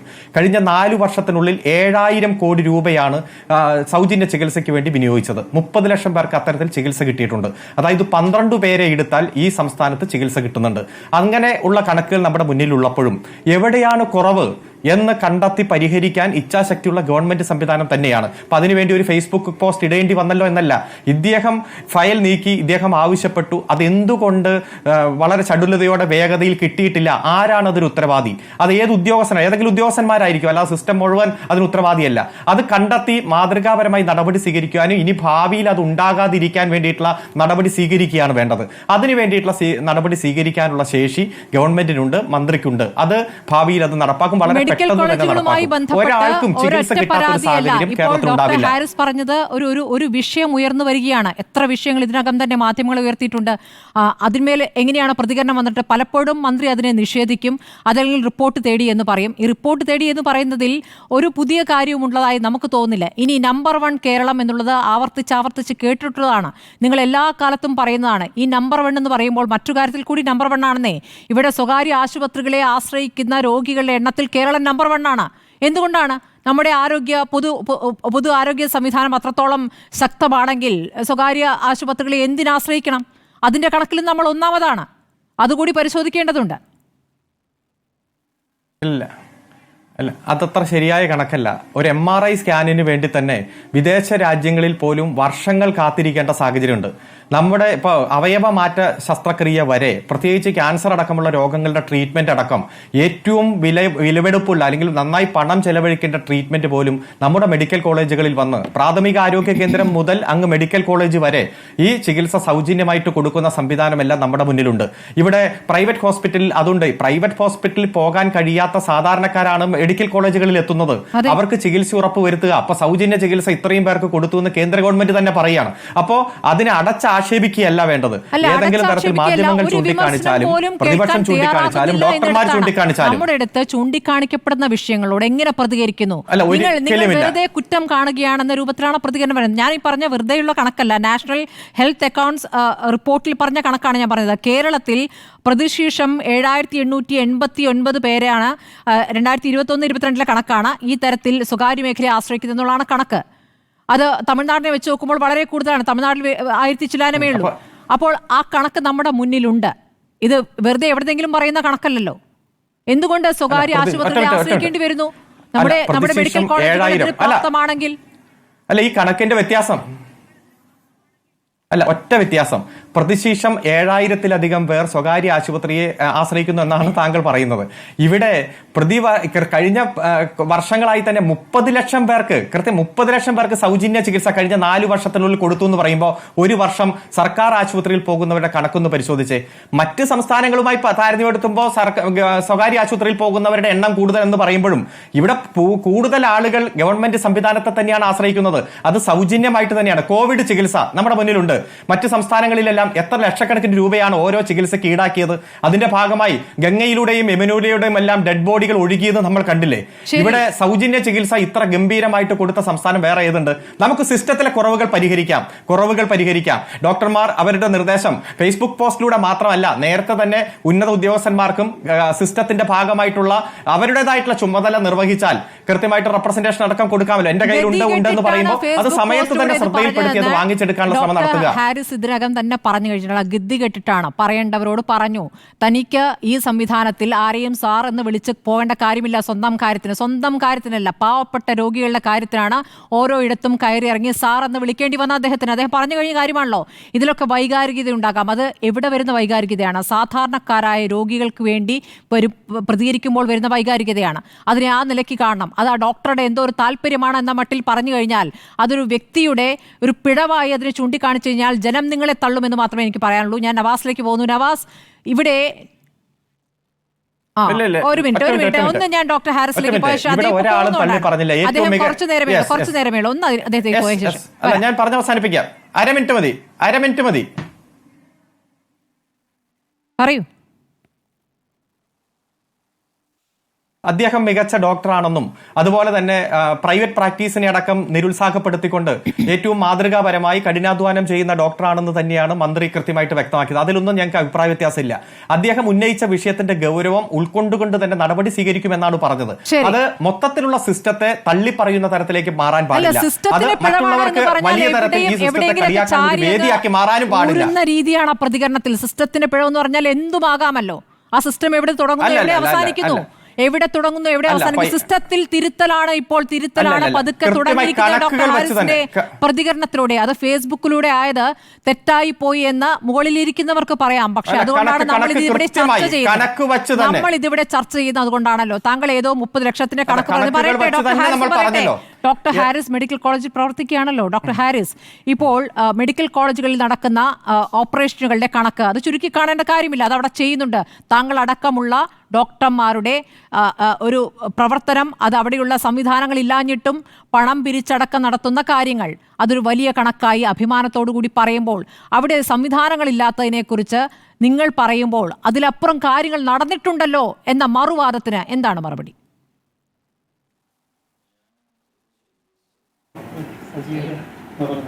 എന്നോടാണോ ചോദ്യം? അതെ, ഡോക്ടർ ഹാരിസിനോടാണ്. അതെ, ഞാൻ അരുൺകുമാർ സാറ് പറഞ്ഞതിനോട് പൂർണ്ണമായി യോജിക്കുന്നു. സാറ് പറഞ്ഞതെല്ലാം ശരിയാണ്. സാറ് പറഞ്ഞത് വളരെ നമുക്ക് പോസിറ്റീവായിട്ട് തോന്നുകയും ചെയ്യുന്നുണ്ട്. ഇത് ഞാൻ സിസ്റ്റത്തിനെ അടച്ചാക്ഷേപിച്ചത് എങ്ങും ആക്ഷേപിച്ചിട്ടില്ല. ഞാൻ ആ സിസ്റ്റം മൊത്തം ഫോൾട്ടെന്നാണെന്ന് പറഞ്ഞില്ല. എൻ്റെ പ്രശ്നം വന്നത്, എൻ്റെ ഡിപ്പാർട്ട്മെൻറ്റിലെ പ്രശ്നം വന്നത് സിസ്റ്റത്തിൻ്റെ പ്രശ്നം കൊണ്ടാണെന്ന് മാത്രമേ ഞാൻ പറഞ്ഞുള്ളൂ. അല്ലാതെ കേരളത്തിലെ ആരോഗ്യ മേഖല എന്ന് പറയുന്നത് കേരളത്തിലെ, ഇന്ത്യയിലെ മാത്രമല്ല ലോകത്തിലെ തന്നെ മികച്ച ആരോഗ്യ മേഖലയെ ആണ്, അതിൻ്റെ മോഡലാണ്, കേരള മോഡലാണ്. അതിനൊന്നും ഒരു സംശയമില്ല. ഞാൻ എത്രയോ വർഷങ്ങളായിട്ട് ഈ ഇതിനകത്ത് വർക്ക് ചെയ്യുന്നതാണ്. അപ്പം കേരളത്തിലെ ആരോഗ്യ മേഖല എന്ന് പറയുന്നത് ഏറ്റവും ഔന്നത്യത്തിൽ നിൽക്കുന്നതാണ്. ഇന്ത്യയിലെ പല സംസ്ഥാനങ്ങളെ അപേക്ഷിച്ച് നോക്കുമ്പോൾ കേരളത്തിലെ ആരോഗ്യ മേഖല വളരെ വളരെ ഉന്നതിയിലാണ്. എന്തുകൊണ്ടാണ് അവർ വിദേശത്ത് ചികിത്സയ്ക്ക്, അല്ലെങ്കിൽ പോട്ടെ ഇവിടെ ചികിത്സ ഇല്ലാത്ത വിദേശത്ത് പോയിക്കോട്ടെ, സ്വകാര്യ ആശുപത്രികളെ ആശ്രയിക്കുന്നത് എന്തുകൊണ്ടാണ്? ഇല്ല, അത് തെറ്റാണ്. മന്ത്രിമാരെ ആശ്രയിക്കുന്നുണ്ട്. ഞങ്ങളുടെ ഡിപ്പാർട്ട്മെൻറ്റിൽ പിന്നെ ബേബി മാത്യു സാർ ഉൾപ്പെടെ, MA ബേബി സാർ ഉൾപ്പെടെ, ഇപ്പോൾ അടുത്തിടെ പന്യൻ രവീന്ദ്രൻ സാർ ഉൾപ്പെടെ ഇങ്ങനെ നിരവധി ആൾക്കാർ എൻ്റെ ഡിപ്പാർട്ട്മെൻറ്റിൽ തന്നെ വന്ന് അവർ ചികിത്സ തേടി പോകുന്നുണ്ട്. അവരെല്ലാവരും വളരെ VIP, ഇവിടെ പിന്നെ ഡെപ്യൂട്ടി മേയർ, ഇങ്ങനെ ഒരുപാട് തരത്തിലുള്ള വളരെ വേണ്ടപ്പെട്ട VIP രാഷ്ട്രീയത്തിൽ ഔന്നത്യത്തിലുള്ള ആൾക്കാരെല്ലാം എൻ്റെ ഡിപ്പാർട്ട്മെൻറ്റിൽ വന്ന് എൻ്റെ മാത്രമല്ല പല ഡിപ്പാർട്ട്മെൻറ്റിലും കാർഡിയോളജി, ഇങ്ങനെ എല്ലാ ഡിപ്പാർട്ട്മെൻറ്റുകളിലും വന്ന് അവരിവിടെ തന്നെയാണ് ചികിത്സ തേടുന്നതും സർജറി ചെയ്യുന്നതും ഒക്കെ. അവരുടെ ചികിത്സയിൽ ഒരു സംവിധാനത്തിന്റെ കുറവുകൊണ്ട് വേഗം കുറയാറുണ്ടോ ഡോക്ടർ ഹാരിസ്? ഇല്ല, അവരുടെ ഇതിനകത്ത് അങ്ങനെ വേഗം കുറയാറില്ല. പിന്നെ ഈ പറഞ്ഞതുപോലെ അവർക്ക് നല്ല പിന്നെ നമുക്ക് ഒരു ലീഡർഷിപ്പിലൊക്കെ നിൽക്കുന്നവർ വരുമ്പോൾ നമ്മൾ പൊതുവെ നമുക്ക് കൂടുതൽ സപ്പോർട്ട് നമ്മൾ കൊടുക്കും. അത് നമുക്ക് അങ്ങനെ കൊടുത്തേ പറ്റുള്ളൂ. നമുക്കത് അവരെ VIP പരിഗണന നമുക്ക് കൊടുക്കണം. അവരെ നമ്മൾ ശ്രദ്ധിച്ച് നോക്കും. അവർക്ക് മാത്രമല്ല, എൻ്റെ മുമ്പിൽ വരുന്ന എല്ലാ രോഗികളും VIP-കളായിട്ടാണ് എനിക്ക് തോന്നുന്നത്. എല്ലാ രോഗിയും എൻ്റെ മുമ്പിൽ VIP-കളാണ്. എനിക്ക് അതുകൊണ്ടാണ് ചിലരുടെ കാര്യത്തിൽ ഓപ്പറേഷൻ നടത്താൻ പറ്റാത്തതിൽ താങ്കൾക്ക് വേദനയുണ്ടായതും താങ്കൾ പണം പിരിക്കാൻ വേറെ രൂപത്തിൽ ശ്രമിക്കുകയും ചെയ്തത് അല്ലേ? എല്ലാവരും അത് ചെയ്യുന്നില്ലല്ലോ. പിന്നെ വരൂ എന്ന് പറഞ്ഞ് ഡേറ്റ് എഴുതി കൊടുക്കുന്നു എന്നല്ല അങ്ങ് പറഞ്ഞത്. ദൂരെ നിന്നൊക്കെ ഇല്ല, ഞാനങ്ങനെ ഒരാളിനെ ഒഴിവാക്കി വിടത്തില്ല. നിങ്ങൾ പിന്നെ വരൂ, അവരെ അങ്ങനെ അനാഥരാക്കിയിട്ട് നിങ്ങൾ എപ്പോഴെങ്കിലും വരൂ, ഞങ്ങൾ വരുമ്പോൾ പറയാം എന്നൊന്നും പറഞ്ഞാട്ടല്ല. അവർക്ക് വ്യക്തമായ ഉറപ്പ് കൊടുത്തിട്ടാണ് അങ്ങനെ പറയുന്നവരുണ്ട് എന്ന് താങ്കൾ തന്നെ നേരത്തെ ചൂണ്ടിക്കാണിച്ചല്ലോ, അതാണ് ഞാൻ പറഞ്ഞത്. അങ്ങനെയൊക്കെ ഉള്ളവരുണ്ടാവാം, ഉണ്ട്. അത് പക്ഷെ അത് അല്ലല്ലോ ചർച്ച. ഇത് ഇപ്പൊ എൻ്റെ ഡിപ്പാർട്ട്മെന്റിൽ, എൻ്റെ ഒരു ഡിപ്പാർട്ട്മെന്റിൽ മാത്രമുള്ള ചർച്ചയാണ്. പരിഹാരം കാണാൻ വേണ്ടി ഈ താങ്കൾ ഈ പറഞ്ഞ സംവിധാനം മേടിക്കുന്നതിൽ വന്ന അനാസ്ഥ, അത് ആദ്യം അത് കളക്ടർക്ക് അയക്കുന്നു, അവിടെ നിന്ന് ഫയൽ വൈകുന്നു, ഫയൽ മടങ്ങുമ്പോഴേക്കും ഉപകരണത്തിന്റെ വില 32,000 നിന്ന് 41,000 ഉയരുന്നു. ഇത് എവിടെ വെച്ചാണ് ഈ ഫയൽ അവിടെ തന്നെ കിടക്കുന്നത്? അത് പരിശോധിച്ചിട്ടുണ്ടോ? അത് അങ്ങയുടെ അന്വേഷണത്തിൽ എന്താണ് മനസ്സിലാക്കാനായത്? അത് എനിക്ക് അന്വേഷിച്ച് എനിക്ക് കണ്ടുപിടിക്കാൻ പറ്റുന്നതിൻ്റെ അപ്പുറമുള്ളൊരു ഘട്ടത്തിലാണ്. അത് നമുക്ക് അങ്ങനെ അന്വേഷിക്കാനുള്ള സമയവും ഇല്ല, അതിനുള്ള ആൾബലവും ഇല്ല നമുക്ക്. ഞാൻ എപ്പോഴും പേഷ്യൻ്റ് ട്രീറ്റ്മെൻറ്റ് കാര്യങ്ങളുമായിട്ട് അതിൻ്റെ തിരക്കിലായിരിക്കും. ഇത് വല്ലപ്പോഴും സമയം കിട്ടുമ്പോഴൊക്കെ തന്നെ നമുക്കിത് ഇങ്ങനെയുള്ള അഡ്മിനിസ്ട്രേറ്റീവ് വർക്കുകൾക്ക് കൂടുതൽ സമയം കൊടുക്കാൻ പറ്റുള്ളൂ. അതിന് പരിമിതികളുണ്ട്. അപ്പോൾ നമുക്ക് ഇതിൻ്റെ ഓഫീസുകളിലൊക്കെ ഇതിങ്ങനെ പോയി അന്വേഷിക്കാനോ ഒന്നും പറ്റില്ല. അപ്പോൾ നമ്മൾ ഫോൺ ചെയ്ത് ചോദിക്കുമ്പോൾ അവർ ഇങ്ങനെ ചെയ്യാം, അത് ഇതിൻ്റെ ഘട്ടം വരെ എത്തി എന്നൊക്കെ അവർ പറയുന്നതല്ലാതെ അത് വ്യക്തമായിട്ട് അത് ശരിയാണോ എന്ന് അറിഞ്ഞൂടാ. എന്തായാലും അവസാനം ആത്യന്തികമായിട്ട് നോക്കുമ്പോൾ കാര്യങ്ങൾക്ക് താമസം വരുന്നുണ്ട്. ഡോക്ടർ, അവസാനമായി ഒറ്റ ചോദ്യം കൂടി. താങ്കളുടെ ഈ പരസ്യ പ്രതികരണത്തിന് വില കൊടുക്കേണ്ടി വരുമെന്ന് തോന്നുന്നുണ്ടോ? കാരണം ഒരു നടപടി ഉണ്ടായേക്കുമോ? താങ്കളുടെ കാര്യത്തിൽ വിശദീകരണം തേടുമെന്ന് പറഞ്ഞു, അതിനി വരാൻ പോകുന്നു എന്ന് താങ്കളും കരുതുന്നുണ്ട്. അതുമേലൊരു നടപടി എന്ന് പറഞ്ഞാൽ ഒരു ട്രാൻസ്ഫർ ആയിരിക്കാം, സസ്പെൻഷൻ പോലുള്ള നടപടികളിലേക്കൊക്കെ പോകാനുള്ള സാധ്യത താങ്കൾ കാണുന്നുണ്ട്? കാരണം പരസ്യ പ്രതികരണമാണല്ലോ നടത്തുന്നത്. ഇല്ല, നടപടികളൊന്നുമില്ല. ഇപ്പം അരുൺ സാറ് പറഞ്ഞല്ലോ, അതിനകത്ത് ഞാൻ കുറ്റക്കാരനായിട്ട് സാറ് പറയുന്നില്ലല്ലോ. സാറിൻ്റെ ചർച്ചയിലും എന്നെ സപ്പോർട്ട് ചെയ്താണ് സാറ് സംസാരിക്കുന്നത്. ബഹുമാനപ്പെട്ട മന്ത്രി എന്നെ സപ്പോർട്ട് ചെയ്താണ് സംസാരിക്കുന്നത്. ഞാൻ പറഞ്ഞതിനകത്ത് കാര്യമുണ്ട്, അത് അന്വേഷിച്ച് കണ്ടെത്താം എന്നാണ് ബഹുമാനപ്പെട്ട മിനിസ്റ്ററും പറഞ്ഞിട്ടിരിക്കുന്നത്. അപ്പോൾ എനിക്ക് അതിനകത്ത് ഇപ്പോൾ ഇന്നലെയൊക്കെ എനിക്ക് ചെറിയ ഭയം ഉണ്ടായിരുന്നു, പക്ഷെ ഇന്ന് തീരെ ഭയമില്ല. അതിനകത്ത് ഞാൻ തെറ്റൊന്നും ചെയ്തിട്ടില്ലല്ലോ. ചൊവ്വാഴ്ച താങ്കൾക്ക് ഉറപ്പ് കിട്ടിയിരിക്കുന്നു ഈ ഉപകരണങ്ങൾ എത്തുമെന്ന്. ചൊവ്വാഴ്ച എത്തുമോ? അതെ, ചൊവ്വാഴ്ച എത്തും എന്നുള്ള ഉറപ്പിനാണ് ഞാൻ രോഗികളെ ഡിസ്ചാർജ് ചെയ്യാതെ അവിടെ തന്നെ സൂക്ഷിച്ചിരിക്കുന്നത്. അവരെ ചൊവ്വാഴ്ച കിട്ടുന്നെങ്കിൽ അതിനകത്ത് നമുക്ക് അന്ന് തന്നെ അവർക്ക് ചെയ്തു കൊടുക്കാൻ പറ്റും. അങ്ങനെ സംഭവിച്ചില്ല എങ്കിൽ പരസ്യ പ്രതികരണം ഇനി നടത്തുമോ, അതോ ഇനി മിണ്ടേണ്ടതില്ല എന്ന് തീരുമാനിക്കുമോ? ഇല്ല, ഇതിപ്പോൾ ഈ പ്രശ്നം ഇപ്പം സമൂഹത്തിൽ ചർച്ചയായല്ലോ. ഇത് അതിൻ്റെ അധികാരികൾ, ബഹുമാനപ്പെട്ട മന്ത്രി പറഞ്ഞു അത് എത്രയും പെട്ടെന്ന് പരിഹരിക്കുമെന്ന് പറഞ്ഞു. ഇപ്പോൾ അരുൺ സാറ് പറയുന്നു. അപ്പോൾ ഇതൊക്കെ നമ്മൾ പിന്നെ തീർച്ചയായിട്ടും ഞാനത് വിശ്വസിക്കുന്നു, അത് കൃത്യമായിട്ട് നടക്കും.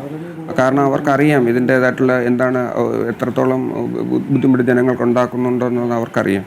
അപ്പോൾ അത് പരിഹരിക്കാനുള്ള നടപടികൾ എത്രയും പെട്ടെന്നുണ്ടാകുന്നു തന്നെയാണ് എൻ്റെ വിശ്വാസം. അങ്ങനെയുള്ള ഒരു പോസിറ്റീവ് വിശ്വാസമാണ് എനിക്കുള്ളത് ഇപ്പോൾ. വളരെ നന്ദി ഡോക്ടർ ഹാരിസ്. ഏതായാലും താങ്കൾ ഉന്നയിച്ച വിഷയം വളരെ ഗൗരവത്തിലുള്ള വിഷയമാണ്, അതിൽ പരിഹാരം ഉണ്ടാകട്ടെ എന്ന് തന്നെയാണ് നമ്മളെല്ലാവരും ആഗ്രഹിക്കുന്നത്. അതുകൊണ്ടാണ് ഇങ്ങനെ ഒരു ചർച്ച നടത്തുന്നത്. വളരെ നന്ദി ഡോക്ടർ ഹാരിസ് ചർച്ചയിൽ പങ്കെടുത്തതിന്. ഞാൻ നവാസിലേക്ക് പോകുന്നു. നവാസ്, ഈ വിഷയത്തിൽ ഡോക്ടർ ഹാരിസ് പറഞ്ഞ കാര്യം താങ്കളും കേട്ടതാണ്. ഈ വിഷയത്തിൽ അഡ്വക്കേറ്റ് അരുൺകുമാർ പറഞ്ഞതും താങ്കൾ കേട്ടതാണ്. മെഡിക്കൽ കോളേജ് ആശുപത്രികളിൽ പരിമിതികളുണ്ട് എന്നുള്ള കാര്യം വളരെ വ്യക്തമായ കാര്യമാണ്. ഇപ്പോൾ തിരുവനന്തപുരം മെഡിക്കൽ കോളേജിൻ്റെ കാര്യത്തിൽ മാത്രമല്ല, കോഴിക്കോടാകുമ്പോൾ അവിടെ മരുന്ന് ക്ഷാമം എന്ന വിഷയമാണ് അവിടെ നിൽക്കുന്നത്. ഇതിപ്പോൾ ഏതെങ്കിലും ഒരു പ്രത്യേക സർക്കാരിൻ്റെ കാലത്തെ മാത്രം ഒരു പ്രതിഭാസമായിട്ട് കാണാൻ പറ്റുമോ? എല്ലാ കാലത്തും ഇതൊക്കെയുണ്ട്.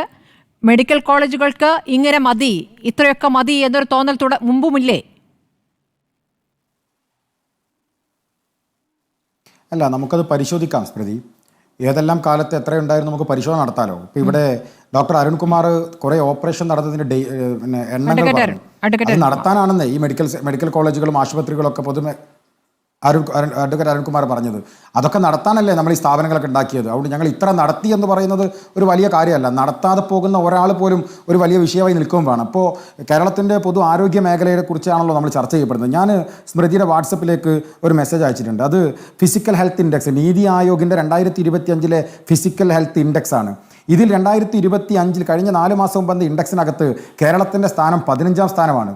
ബഹുമാനപ്പെട്ട ഡോക്ടർ ഹാരിസ് പറഞ്ഞല്ലോ, ഏറ്റവും മികച്ച ആരോഗ്യ മേഖലയായിരുന്ന കേരളത്തിൻ്റെ ആരോഗ്യ മേഖല, അതിൽ നീതി ആയോഗിൻ്റെ 2025 ഫിസിക്കൽ ഹെൽത്ത് ഇൻഡെക്സിൽ റിപ്പോർട്ട് പറയുന്നു 15ാം സ്ഥാനത്താണ് എന്ന് മാത്രമല്ല അത് തന്നെ റെഡ് കാറ്റഗറിയിലാണ് കാണിച്ചിരിക്കുന്നത്. ഇത് വളരെ പ്രധാനപ്പെട്ട ഒരു കാര്യമല്ലേ? കേരളത്തിൻ്റെ ഈ ആരോഗ്യ മേഖല റെഡ് കാറ്റഗറിയിലാണ് നീതി ആയോഗിൻ്റെ 2025 കണക്ക് പ്രകാരം ഉള്ളത്. അത് മാത്രമല്ല, അതേ നീതി ആയോഗ് മറ്റൊരു കണക്ക് കൂടി പറയുന്നുണ്ട്. എന്താ കണക്കെന്നറിയോ? ഈ രോഗികളുടെ അനുപാതം, ഒരു ഡോക്ടർക്ക് 2200 രോഗികൾ എന്നതാണ് കേരളത്തിൻ്റെ അനുപാതം എന്ന് പറയുന്നത്. ഇത് കേരളത്തിൻ്റെ ഈ കണക്കുകൾ നമ്മളെ ഭയപ്പെടുത്തുന്നില്ലേ സ്മൃതി? ഞാൻ പറയട്ടെ, കണക്ക് പരിശോധിച്ചാൽ കണക്ക് നോക്കുമ്പോൾ UP ഒക്കെ കേരളത്തിനെക്കാട്ട് വളരെ മുകളിൽ നിൽക്കുകയാണ്. എന്ത് അടിസ്ഥാനത്തിലാണ്? അവിടുത്തെ ആശുപത്രികളിലെ മരണം, കൂട്ടമരണം, കുഞ്ഞുങ്ങളുടെ മരണം, നവജാത ശിശുക്കളുടെ മരണം ഒക്കെ നമ്മൾ കണ്ടിട്ടുള്ളതാണ്. പരിശോധിക്കേണ്ടതാണ്. ഞാൻ പറയുന്നത് കേരളത്തിൻ്റെ പി രാജീവ് എന്ന് പറയുന്ന വ്യവസായ മന്ത്രി ഇതേ നീതി ആയോഗിൻ്റെ കണക്ക് വെച്ചല്ലേ ഈ ഞങ്ങളുടെ വ്യാവസായിക മേഖല ഏറ്റവും ഉന്നതിയിലാണ് എന്ന് കഴിഞ്ഞ 4 മാസം മുമ്പ് പറഞ്ഞത്. നമ്മൾ ചർച്ച നടത്തിയത്, ഈസ് ഓഫ് ഡൂയിങ്ങിൻ്റെ ചർച്ച ഉണ്ടായത്, അത് നീതി ആയോഗിൻ്റെ കണക്ക് തന്നെയല്ലായിരുന്നോ? അങ്ങനെ ഞങ്ങൾക്ക് അനുകൂലമാകുമ്പോൾ പറ്റുമെന്നും ഇല്ലെങ്കിൽ പറ്റില്ല എന്ന് പറയാൻ കഴിയില്ലല്ലോ. അങ്ങനെ നീതി ആയോഗിൻ്റെ കണക്ക് തെറ്റാണെങ്കിൽ കേന്ദ്രത്തിന് കത്തയച്ചത് തിരുത്താൻ ഗവൺമെൻറ് ആവശ്യപ്പെടണം. മാത്രമല്ല, അതിൽ മറ്റൊരു കാര്യം കൂടി പറയുന്നു. ഒരു ഡോക്ടർക്ക് 2200 രോഗികൾ.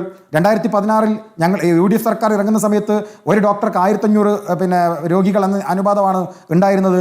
പിന്നീട് അവിടെ എത്ര ഡോക്ടർമാരുടെ നിയമനം നടന്നു നമ്മളത് പരിശോധിക്കേണ്ടതല്ലേ? നിയമനങ്ങൾ നടത്താതെ വലിച്ചു നീട്ടിക്കൊണ്ടുപോയതിൻ്റെ പേരിൽ ഇന്ന് അനുപാതത്തിൽ വലിയ വർധനവുണ്ടായിരിക്കുന്നു എന്നത് ഒരു പ്രധാനപ്പെട്ട പ്രശ്നമാണ്. മാത്രമല്ല, ഈ മരുന്നുക്ഷാമവുമായി ബന്ധപ്പെട്ട് സ്മൃതി പറഞ്ഞല്ലോ, ഞാൻ കോഴിക്കോട് മെഡിക്കൽ കോളേജാണ് ഞങ്ങൾക്ക് ആശ്രയിക്കുന്ന പ്രധാനപ്പെട്ട മെഡിക്കൽ കോളേജ് എന്ന് പറയുന്നത്. ആ കോഴിക്കോട് മെഡിക്കൽ കോളേജിലെ മരുന്ന് സ്ഥിരമായി പുറത്തേക്ക് കഴിഞ്ഞു. ഞാൻ ഈ ചർച്ച പറയുമ്പോൾ അതേ എന്ന് പറയുന്ന ആയിരക്കണക്കിന് ആളുകൾ പ്രേക്ഷകരുണ്ടാവും. കാരണം അതവരുടെ അനുഭവമാണ്. അവിടുന്ന് പുറത്തേക്ക് മരുന്ന് എഴുതുന്നത് നോക്ക് നിങ്ങൾ. കേരള മെഡിക്കൽ സപ്ലൈ കോർപ്പറേഷൻ ലിമിറ്റഡിൻ്റെ കണക്ക് പ്രകാരം 52% അടിയന്തര മരുന്നുകൾക്ക് ക്ഷാമം കേരളത്തിലുണ്ട് എന്ന ഏറ്റവും പ്രധാനപ്പെട്ട കണക്കല്ലേ? ഈ കണക്ക് വെച്ച് കേരളത്തിൻ്റെ പൊതു ആരോഗ്യ മേഖല സമ്പന്നമാണ് എന്ന് പറയാൻ നമുക്ക് കഴിയുമോ? കേരളത്തിലെ പൊതു ആരോഗ്യ മേഖല ഏറ്റവും പ്രാഥമികമായ ഒരു സ്ഥാപനം എന്ന് പറയുന്നത് നമ്മുടെ PHCകളാണ്. ആ PHCകളിൽ എൻ്റെ വീടിൻ്റെ തൊട്ട് മുൻപിലാണ് ഒരു PHC ഉള്ളത്. ആ PHCകളിൽ ഡോക്ടറെ ഇതുവരെ നിയമിച്ചില്ല. ഉണ്ടായിരുന്ന ഡോക്ടർ അവിടുന്ന് പോയി. കഴിഞ്ഞ 4-5 വർഷമായി ഒരു ഡോക്ടർ അവിടെ ഇല്ല. അത് ഞങ്ങളുടെ PHC മാത്രമല്ല, നിങ്ങൾ പരിശോധിക്കുക. 2022 ഹ്യൂമൻ ഡെവലപ്മെൻറ്റ് കണക്ക് പ്രകാരം 35% PHCകളിൽ ഡോക്ടർമാരില്ല. ഇത് കേരളത്തിൻ്റെ ഏറ്റവും അടിസ്ഥാനപരമായ ആരോഗ്യ മേഖലയിലെ ഏറ്റവും പ്രധാനപ്പെട്ട സ്ഥാപനം എന്ന് പറയുന്നത് ഈ PHCകളാണല്ലോ. അതില്ലാതെ പോകുന്നു. അത് ഏറ്റവും പ്രധാനപ്പെട്ട കണക്കല്ലേ? നമ്മുടെ മാനസികാരോഗ്യ പരിപാലനത്തിൻ്റെ കണക്കുകൾ നമ്മൾ പരിശോധിച്ചാൽ NCRBയുടെ റിപ്പോർട്ട് പ്രകാരം 2022 മാത്രം 2300 ആത്മഹത്യകൾ നടന്നു. അത് 27% വർധനവ് നടക്കുന്നു. മാനസികാരോഗ്യ പരിപാലനത്തിൻ്റെ വീഴ്ചയായി നമുക്കതിനെ ചൂണ്ടിക്കാണിക്കേണ്ടി വരില്ലേ? അപ്പോൾ കണക്കുകൾ പരിശോധിച്ചാൽ കേരളത്തിലെ ഈ ആരോഗ്യ മേഖലയിൽ വലിയ പ്രശ്നങ്ങൾ ഉണ്ടാകുന്നു വളരെ വ്യക്തമായ കാര്യമാണ്. ഇന്ന് പുറത്തു വന്ന വാർത്ത, നിങ്ങളുടെ ചാനൽ അത് റിപ്പോർട്ട് ചെയ്തതെന്ന് എനിക്കറിയില്ല, ഇന്ന് മറ്റു ചാനലുകളിൽ ഞാൻ കണ്ട വാർത്തയുണ്ട്. സൗജന്യ OP നിർത്തലാക്കുന്നു. പ്രത്യേകിച്ച് അമ്മയ്ക്കും കുഞ്ഞുങ്ങൾക്കുള്ള ആശുപത്രിയിൽ സൗജന്യ OP ആണ് ഉണ്ടായത്. മറ്റതൊക്കെ അതിന് മുമ്പേ നിർത്തലാക്കി. ഇന്ന് അമ്മയും കുഞ്ഞും ചികിത്സിക്കുന്ന ആശുപത്രിയിലെ സൗജന്യ OP നിർത്തലാക്കുന്നു എന്ന ഒരു വാർത്ത കൂടി പുറത്തു വന്നു. അപ്പോൾ അവിടെ നിയമനങ്ങൾ ഉണ്ടാകുന്നില്ല, മരുന്നുകൾക്ക് ക്ഷാമം ഉണ്ടാകുന്നു. ഞാൻ നേരത്തെ പറഞ്ഞതുപോലെ വലിയ രൂപത്തിലേക്കുള്ള പൊതു ആരോഗ്യ മേഖലയിൽ തകർച്ചകൾ ഉണ്ടാകുന്നു. സൗജന്യ OP നിർത്തലാക്കുന്നു. താൽക്കാലിക നിയമനങ്ങൾ വലിയ രൂപത്തിലേക്ക് വർദ്ധിക്കുന്നു. അത് പാർട്ടി അംഗങ്ങളെ നിയമിക്കാൻ വേണ്ടിയുള്ള താൽക്കാലിക നിയമനങ്ങൾ ഉണ്ടാകുന്നു. ഇപ്പോൾ ബഹുമാനപ്പെട്ട തിരുവനന്തപുരം മെഡിക്കൽ കോളേജിലെ ഡോക്ടർ ഹാരിസ് ഇവിടെ പറഞ്ഞ കാര്യങ്ങൾ, അദ്ദേഹം അത് പറഞ്ഞതുകൊണ്ട് അത് പരിഹരിക്കുന്നു, അത് പരിഹരിക്കാൻ ദ്രുതഗതിയിൽ ഫയലുകൾ നീങ്ങുന്നു എന്ന് പറയുന്നൊരു മേന്മയായി നമുക്ക് എങ്ങനെയാണ് കാണാൻ വേണ്ടി കഴിയുക? അതൊരു മേന്മയല്ലോ. ഒരു എത്ര ഹാരിസ്മാർ ഇങ്ങനെ എല്ലാ ആശുപത്രികളിൽ നിന്നും ഇങ്ങനെ ഹാരിസ്മാർ പറയണം. ഞാൻ വളരെ സുപ്രധാനമായ ഒരു പക്ഷേ പുറത്ത് വന്നിട്ടില്ലാത്ത ഒരു RTI രേഖ ഞാൻ സ്മൃതിയുടെ ഫോണിലേക്ക് അയക്കുന്നുണ്ട്. അത് കോഴിക്കോട് മെഡിക്കൽ കോളേജിലാണ്. കോഴിക്കോട് മെഡിക്കൽ കോളേജിലെ നമുക്കറിയാം നിപ്പയുമായി ബന്ധപ്പെട്ട് ഒന്നിലധികം തവണ കോഴിക്കോടും പരിസര പ്രദേശങ്ങളിലും 3-4 തവണ നിപ്പയുടെ പ്രശ്നങ്ങൾ ഉണ്ടായതാണ്. ആ സമയത്ത് നിപ്പയുടെ നമ്മുടെ ഈ പറയുന്ന പരിശോധന നടത്താൻ പൂനെ വൈറോളജിയിലേക്കാണ് നമ്മൾ അയക്കാറുള്ളത്. നമുക്ക് സ്വന്തമായി ഒരു VRD virus research diagnostics lab ഉണ്ടാക്കണമെന്ന രീതിയിൽ കോഴിക്കോട് മെഡിക്കൽ കോളേജിൽ കോടിക്കണക്കിന് രൂപ ചെലവഴിച്ച് നമ്മളൊരു മെഡിക്കൽ കോളേജിനകത്ത് ഒരു VRDLൻ്റെ ലാബ് ഉണ്ടാക്കാൻ വേണ്ടിയുള്ള ശ്രമം നടത്തി. ആ ശ്രമം നടത്തിയിട്ട് ഇതുവരെ അത് കമ്മീഷൻ ചെയ്തിട്ടില്ല. ഞാൻ ഈ സംസാരിക്കുന്ന നിമിഷം വരെ സ്മൃതി അത് കമ്മീഷൻ ചെയ്തിട്ടില്ല. പക്ഷേ ഞാൻ അതിന് 2 ബില്ലുകൾ RTI പ്രകാരം കിട്ടിയ 2 ബില്ലുകൾ സ്മൃതിക്ക് അയച്ചിട്ടുണ്ട്. അത് ഏറ്റവും രസകരമായ കാര്യം എന്താണെന്നറിയോ? 2 എക്യുപ്മെന്റ്സ്. ഒന്ന് കോൺസൽ മൈക്രോസ്കോപ്പ് എന്ന് പറയുന്ന ഒരു എക്യുപ്മെന്റ് 16/3/2019 വാങ്ങിയതാണ്. 1,10,00,000 വളരെയധികം വിലയുള്ള സാധനമാണ്. അതിന് 13/6/2022 അതിൻ്റെ വാറണ്ടി എക്സ്പയർ ആയി. ഇതുവരെ നമ്മളത് പ്രവർത്തനം ആരംഭിച്ചിട്ടില്ല, അത് കമ്മീഷൻ ചെയ്തിട്ടില്ല. മറ്റൊരു ബില്ല് കൂടി ഞാൻ സ്മൃതിക്ക് അയച്ചിട്ടുണ്ട്. അത് 25/7/2019 വാങ്ങിയതാണ്. 1,29,00,000 രൂപയാണ് ആ ഫ്ലോസ് റൈപ്പോർട്ട് എന്ന് പറയുന്ന എക്യുപ്മെന്റ്സിന്റെ വില. അതിന്റെ വാറണ്ടി കഴിയുന്നത് 15/10/2022 എന്ന് വെച്ചാൽ കോടിക്കണക്കിന് രൂപയുടെ എക്യുപ്മെന്റ്സുകൾ വാങ്ങുന്നു, എന്നിട്ട് അത് കമ്മീഷൻ ചെയ്യാതെ ഉപയോഗിക്കാൻ കഴിയാതെ അത് നഷ്ടപ്പെട്ടു പോകുന്നു. അത് മാത്രമല്ല, ഞാൻ ഒരു കാര്യം കൂടി അയച്ചു. ഇതിനെക്കുറിച്ചുള്ള എന്തെല്ലാം സാധനങ്ങൾ വാങ്ങിക്കണമെന്ന ലിസ്റ്റ് തയ്യാറാക്കിയിട്ടുള്ള അവിടുത്തെ ഉദ്യോഗസ്ഥന്മാരുടെ ലിസ്റ്റിന്റെ കോപ്പി ഞാൻ സ്മൃതിക്ക് അയച്ചിട്ടുണ്ട്. അതിൽ പ്രത്യേകം പറയുന്നുണ്ട് കമ്മീഷൻ ചെയ്ത ശേഷമാണ് ഈ 2 എക്യുപ്മെന്റ്സും വാങ്ങേണ്ടതുള്ളൂ എന്ന് കൃത്യമായി പറയുന്നുണ്ട്. പണിയെല്ലാം പൂർത്തീകരിച്ച ശേഷം മാത്രമേ ഇത് വാങ്ങേണ്ടതുള്ളൂ എന്ന് പറയുന്നുണ്ട്. അപ്പോൾ ഹോസ്പിറ്റൽ ഡെവലപ്മെന്റ് കമ്മിറ്റിയുടെ താല്പര്യത്തിന് മുകളിൽ ഈ പർച്ചേസുകളൊക്കെ നേരത്തെ നടത്തുകയും അതിന്റെ പണം സാമ്പത്തിക ലാഭം ഉണ്ടാക്കുന്നതിന് വേണ്ടി ഒരുപറ്റം ആളുകൾ ശ്രമിക്കുകയും ചെയ്യുമ്പോൾ നമ്മൾ പരിശോധിക്കാൻ ആരാണ് ഹോസ്പിറ്റൽ മാനേജ്മെന്റ് കമ്മിറ്റി അംഗങ്ങൾ, കോഴിക്കോട് മെഡിക്കൽ കോളേജിൽ അത് ആരാണ് നിങ്ങൾ പരിശോധിക്കുക. ആധികാരികമായി ഞാൻ പറയുന്നു, CPM-ന്റെയും CITU-വിന്റെയും ഉന്നത നേതാക്കന്മാരാണ് അതിന് നേതൃത്വം കൊടുക്കുന്നത്. അപ്പോൾ ആരോഗ്യ മേഖലയിൽ ഒരു ഭാഗത്ത് വലിയ തകർച്ച ഉണ്ടാകുന്നു, ഡോക്ടർമാരുടെയും അതുപോലെ തന്നെ ഈ പറയുന്ന പേഷ്യന്മാരുടെയും റേഷ്യോയിൽ വലിയ വർധനവുണ്ടാകുന്നു. അവിടെ നീതി ആയോഗിന്റെ കണക്കിൽ നമ്മൾ താഴെ പോകുന്നു, നിയമനങ്ങൾ നടക്കുന്നില്ല, മരുന്നുക്ഷാമം ഏറ്റവും കൂടുതൽ ഉണ്ട് എന്ന് മരുന്ന് വിതരണം ചെയ്യുന്ന നമ്മുടെ ഔദ്യോഗിക ബോഡികളുടെ കണക്കുകൾ തന്നെ 52% എന്ന റിപ്പോർട്ടുകൾ പുറത്തു വരുന്നു. അതേ സമയത്ത് മറ്റൊരു ഭാഗത്ത് വെള്ളാനകളെ പോലെ ഈ പറയുന്ന സ്ഥാപനങ്ങളെ ഊറ്റിയെടുക്കാൻ വേണ്ടി സാമ്പത്തിക സ്രോതസ്സുകളായി ഉപയോഗിക്കുന്ന രൂപത്തിലേക്ക് ഡെവലപ്മെന്റ് കമ്മിറ്റികൾ ഉപയോഗിക്കുന്നുവെന്ന ഗുരുതരമായ പ്രശ്നം കൂടി ചൂണ്ടിക്കാണിക്കുമ്പോൾ അത്യന്തം അപകടകരമായ ഒരു സാഹചര്യത്തിലൂടെയാണ് കേരളത്തിന്റെ ആരോഗ്യ വകുപ്പ് പോകുന്നത് എന്ന് പറയാതിരിക്കാനാവില്ല. ശരി, ഡിജോ കാപ്പലിലേക്ക് വരേണ്ടതുണ്ട്. ഇപ്പോൾ ഡോക്ടർ ഹാരിസ് ചൂണ്ടിക്കാട്ടിയ വിവരങ്ങൾ അതിന്റെ അടിസ്ഥാനത്തിൽ വളരെ വേഗത്തിൽ അതിൽ റിപ്പോർട്ട് തേടിയിരിക്കുന്നു, വളരെ വേഗത്തിൽ നടപടിയെടുക്കാൻ പോകുന്നു, ഉപകരണം അതാ ചൊവ്വാഴ്ച എത്താൻ പോകുന്നു. അപ്പോൾ എല്ലാം ശരിയായി എന്ന രൂപത്തിൽ അതിനെ കാണാൻ പറ്റുമോ? ഡിജോ കോപ്പലിലേക്ക് വരാം. ബീഗത്തിലേക്ക് ഒന്ന് പോയ ശേഷം ഞാൻ ഡിജോ കോപ്പലിലേക്ക് വരാം. ഡോക്ടർക്ക് പോകാനുള്ളതുകൊണ്ടാണ്. ഡോക്ടർ, ഇപ്പോൾ ഡോക്ടർ ഹാരിസ് ഉന്നയിച്ച വിഷയത്തിൽ ഒരു നടപടി ഉണ്ടാകുമെന്ന ഉറപ്പ് ലഭിച്ചിരിക്കുന്നു. ആ ഉറപ്പ് എങ്ങനെയാണ് ലഭിച്ചത്? ഈ പൊതുമധ്യത്തിലേക്ക് ആ വിഷയം എടുത്തിട്ട് ഇവിടെ കേരളം അത് ചർച്ച ചെയ്ത സാഹചര്യത്തിലാണ്. ബാക്കി പ്രശ്നങ്ങൾ വീണ്ടും അവിടെ കിടക്കുകയാണ്. ഓരോ ഘട്ടത്തിലും അങ്ങനെ പുറത്തു വന്നൊരു പ്രതികരണം നടത്താൻ നിങ്ങൾക്ക് ആർക്കും സാധിക്കുകയില്ല. അതിൻ്റെ പരിമിതികൾ ഉണ്ട് എന്നുള്ളതാണ് ഇന്നിപ്പോൾ ഡോക്ടർ ഹാരിസ് നടത്തുന്ന പ്രതികരണത്തിൽ നിന്ന് മനസ്സിലാക്കാൻ കഴിയുന്നത്. അദ്ദേഹം വന്ന് സംസാരിക്കുന്നുണ്ട് എങ്കിൽ കൂടിയും ചില പരിമിതികൾക്ക് ഉള്ളിൽ നിന്നുകൊണ്ടാണ്. അപ്പോൾ ഇത് ഈ സിസ്റ്റത്തെ നേരെയാക്കാൻ ഇനി എന്താണ് നിങ്ങൾക്ക് മുന്നിലെ വഴി?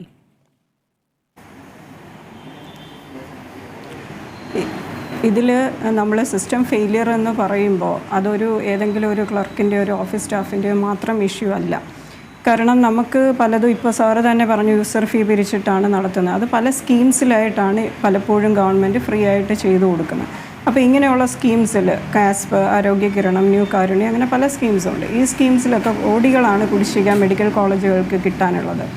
അപ്പോൾ ഈ മെയിൻ്റനൻസ് തന്നെ നടത്തണമെങ്കിൽ നമുക്ക് ഫണ്ടില്ലാതെ പറ്റില്ല. ഫണ്ടിൻ്റെ ഡെർത്ത് എന്തായാലും ഉണ്ട്. ഫണ്ടില്ലാതെ അവിടെ ആർക്കും ആക്ച്വലി മാജിക് ഒന്നും കാണിക്കാൻ പറ്റില്ല.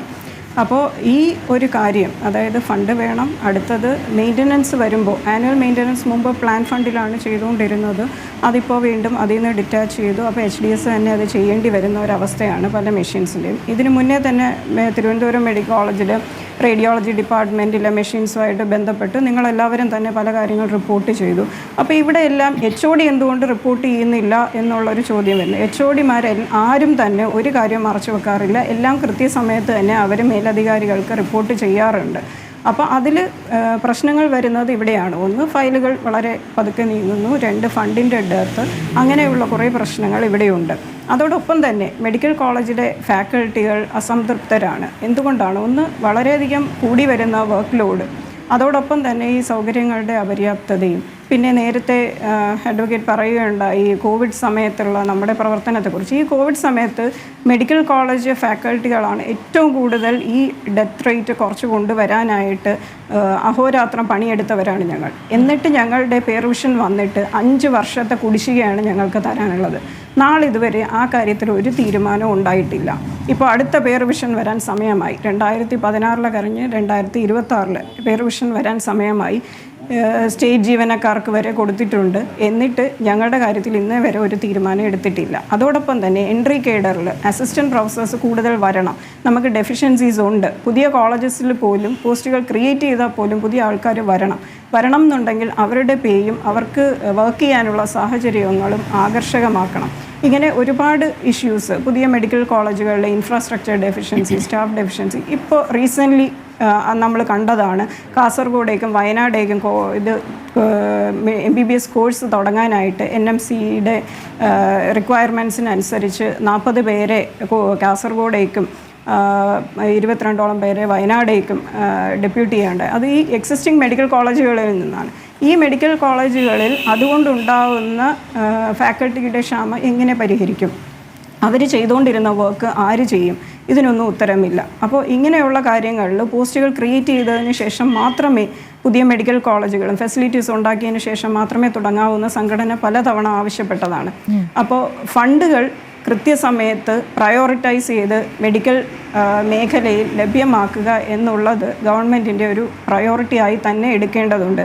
എന്നാലേ നമ്മൾ ഈ പറയുന്ന സിസ്റ്റം ഇമ്പ്രൂവ് ചെയ്യാനും സിസ്റ്റത്തിൽ കുറച്ചുകൂടെ ആൾക്കാർക്ക് ത്വരിതപ്പെട്ട് വർക്ക് ചെയ്യാനുമായിട്ട് സാധിക്കുകയുള്ളൂ.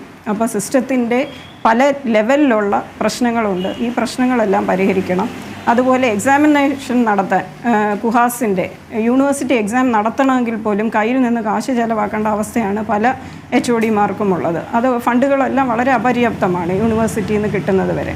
അപ്പോൾ ഇങ്ങനെ ഒരുപാട് പ്രശ്നങ്ങളുടെ ഇടയിലാണ് ഞങ്ങൾ വർക്ക് ചെയ്യുന്നത്. അപ്പോൾ വർക്ക് ചെയ്യുമ്പോൾ ഞങ്ങൾ ഇത്രയും ആത്മാർത്ഥമായിട്ട് വർക്ക് ചെയ്യുമ്പോൾ ഞങ്ങളൊരു പ്രശ്നം ഉന്നയിക്കുമ്പോൾ അത് അതിൻ്റേതായ ഒരു സീരിയസ്നെസ്സിലെടുത്ത് അത് എത്രയും പെട്ടെന്ന് നടത്തിത്തരാനുള്ള ഒരു ആർജവം ഗവൺമെൻറ്റിൻ്റെ ഭാഗത്തുനിന്ന് ഉണ്ടാകും എന്ന് തന്നെയാണ് ഞങ്ങളുടെ വിശ്വാസം. ഇതുവരെയും അങ്ങനെ തന്നെ ആയിരുന്നു.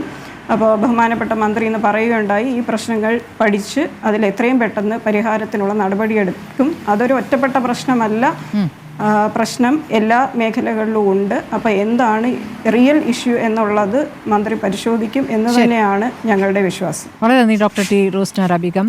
ഞാൻ ഡിജോ കാപ്പനിലേക്ക് പോകുന്നു. ശ്രീ ഡിജോ കാപ്പൻ, താങ്കളിലേക്ക് വരാൻ വൈകിയതിൽ ക്ഷമിക്കണം. ഇതിപ്പോൾ ഡോക്ടർ പറയുന്ന പ്രതികരണം, അതിനോടുള്ള രാഷ്ട്രീയ പ്രതികരണങ്ങളെല്ലാം താങ്കൾ കണ്ടു കഴിഞ്ഞു. മെഡിക്കൽ കോളേജുകളുടെ അവസ്ഥ താങ്കൾക്കും അറിയാവുന്നതാണ്. അപ്പോൾ എവിടെ നിന്ന് തുടങ്ങണം എന്നതിലല്ലേ ഇനി ഒരു സംശയം വേണ്ടതുള്ളൂ? ഞാൻ നമ്മുടെ പ്രേക്ഷകരെ ഒരു കാര്യം ഒന്ന് ഓർമ്മിപ്പിക്കുക. അതായത് UPയിലെ ഗോരഖ്പൂർ മെഡിക്കൽ കോളേജിലെ അവിടുത്തെ കുട്ടികൾക്ക് ഓക്സിജൻ സിലിണ്ടർ യഥാസമയം ഇല്ലാഞ്ഞതുകൊണ്ട് കുട്ടികൾ മരിക്കാനിടയായെന്നും കുറച്ച് കുട്ടികൾക്ക് തന്റെ പോക്കറ്റിൽ നിന്ന് ഓക്സിജൻ സിലിണ്ടർ വാങ്ങിയാണ് ചികിത്സ നടത്തി എന്ന് പറഞ്ഞതിന്റെ പേരിൽ അവിടുത്തെ ഗവൺമെന്റ് ആ ഡോക്ടർ കഫീർ ഖാനെ ബുദ്ധിമുട്ടിച്ചതിനെ കുറിച്ച് UPയിൽ ഉണ്ടായതിനേക്കാൾ കൂടുതൽ പ്രതിഷേധം കേരളത്തിലാണ് ഉണ്ടായത്. പക്ഷെ കേരളത്തിൽ തിരുവനന്തപുരം മെഡിക്കൽ കോളേജിലെ അപര്യാപ്തത ചൂണ്ടിക്കാണിച്ച ഡോക്ടറെ ഇവിടെ അതേ ആളുകൾ കാണിച്ച നിലപാട് അത് ഒരു ഇരട്ടത്താപ്പായിട്ടാണ് എനിക്ക് തോന്നുന്നത്. ആരോഗ്യമന്ത്രിയുടെ പ്രൈവറ്റ് സെക്രട്ടറിയെ കണ്ട് 1 വർഷം മുമ്പ് മുതൽ താൻ ഇക്കാര്യം പറഞ്ഞിരുന്നു എന്നാണ് അദ്ദേഹം പറയുന്നത്. വകുപ്പ് മേധാവികൾക്ക് ഭയമുള്ളത് കൊണ്ടാണ് അവർ തുറന്നു പറയാത്തതെന്നും ഇദ്ദേഹം പറയുന്നുണ്ട്. താൻ ഇങ്ങനെ ഒരു കുറിപ്പിടാൻ കാരണം രോഗികളുടെ ബുദ്ധിമുട്ട് നേരിൽ കണ്ടുകൊണ്ടാണ് എന്നാണ് അദ്ദേഹം പറയുന്നത്. അപ്പം അദ്ദേഹത്തിന്റെ കുടുംബം ആണെങ്കിൽ ഭാര്യ ഡോക്ടർ, 2 മക്കൾ ഡോക്ടർ, അവരാരും സ്വകാര്യ മേഖലയിലല്ല പ്രാക്ടീസ് ചെയ്യുന്നത്. അദ്ദേഹം ആ ഫേസ്ബുക്ക് പോസ്റ്റിനെ കുറിച്ച് പറഞ്ഞത് രാഷ്ട്രീയമായ ഒരു ലക്ഷ്യത്തോടു കൂടി അല്ല ഞാൻ ഈ ഫേസ്ബുക്ക് പോസ്റ്റ് ഇട്ടതെന്നാണ്. അതെനിക്ക് കൃത്യമായിട്ട് മനസ്സിലായി. അതും കൂടെ ഒന്ന് പ്രേക്ഷകർ അറിയണം, അദ്ദേഹത്തിന്റെ ഒരു രാഷ്ട്രീയ നിലപാട്. കേരളത്തിലെ ഒരു മെഡിക്കൽ കോളേജിലെ ഡോക്ടർമാരും നിലമ്പൂര് ഉപതെരഞ്ഞെടുപ്പ് നടന്നതിന് ശേഷം ഇങ്ങനെ ഒരു ഫേസ്ബുക്ക് പോസ്റ്റ് ഇട്ടിട്ടില്ല. അദ്ദേഹം ഇങ്ങനെയാ ഫേസ്ബുക്കിൽ കുറിച്ചത്: 8 തവണ നിലമ്പൂർ മണ്ഡലത്തിലെ MLA ആയിരുന്ന ആര്യാടൻ മുഹമ്മദിന്റെ മകൻ എന്ന പരിഗണനയും സഹതാപവും, മുസ്ലിം ഭൂരിപക്ഷ മണ്ഡലം, അൻവറിന്റെ ഒപ്പം പോയ കുറേയധികം ഇടതു വോട്ടുകൾ, വളരെ പ്രതീക്ഷിതമായ ഭരണവിരുദ്ധ വോട്ടുകൾ, UDF നേതാക്കളോടൊപ്പം ചേർന്ന് നിന്ന മുസ്ലിം തീവ്രവാദ ഗ്രൂപ്പുകൾ, ഇതിനെയെല്ലാം നേരിട്ട M സ്വരാജ് നേടിയ 66,000 പര വോട്ടാണ് ഈ ഇലക്ഷന്റെ ട്വിസ്റ്റ്. വളരെ മികച്ച പെർഫോമൻസ്. ഇതിട്ട ഈ ഡോക്ടറുടെ രാഷ്ട്രീയ വിധേയത്വം ആരോടാണ് എന്ന കാര്യത്തിൽ ഇപ്പോൾ ഏതാണ്ട് പ്രേക്ഷകർക്ക് മനസ്സിലായി കാണും.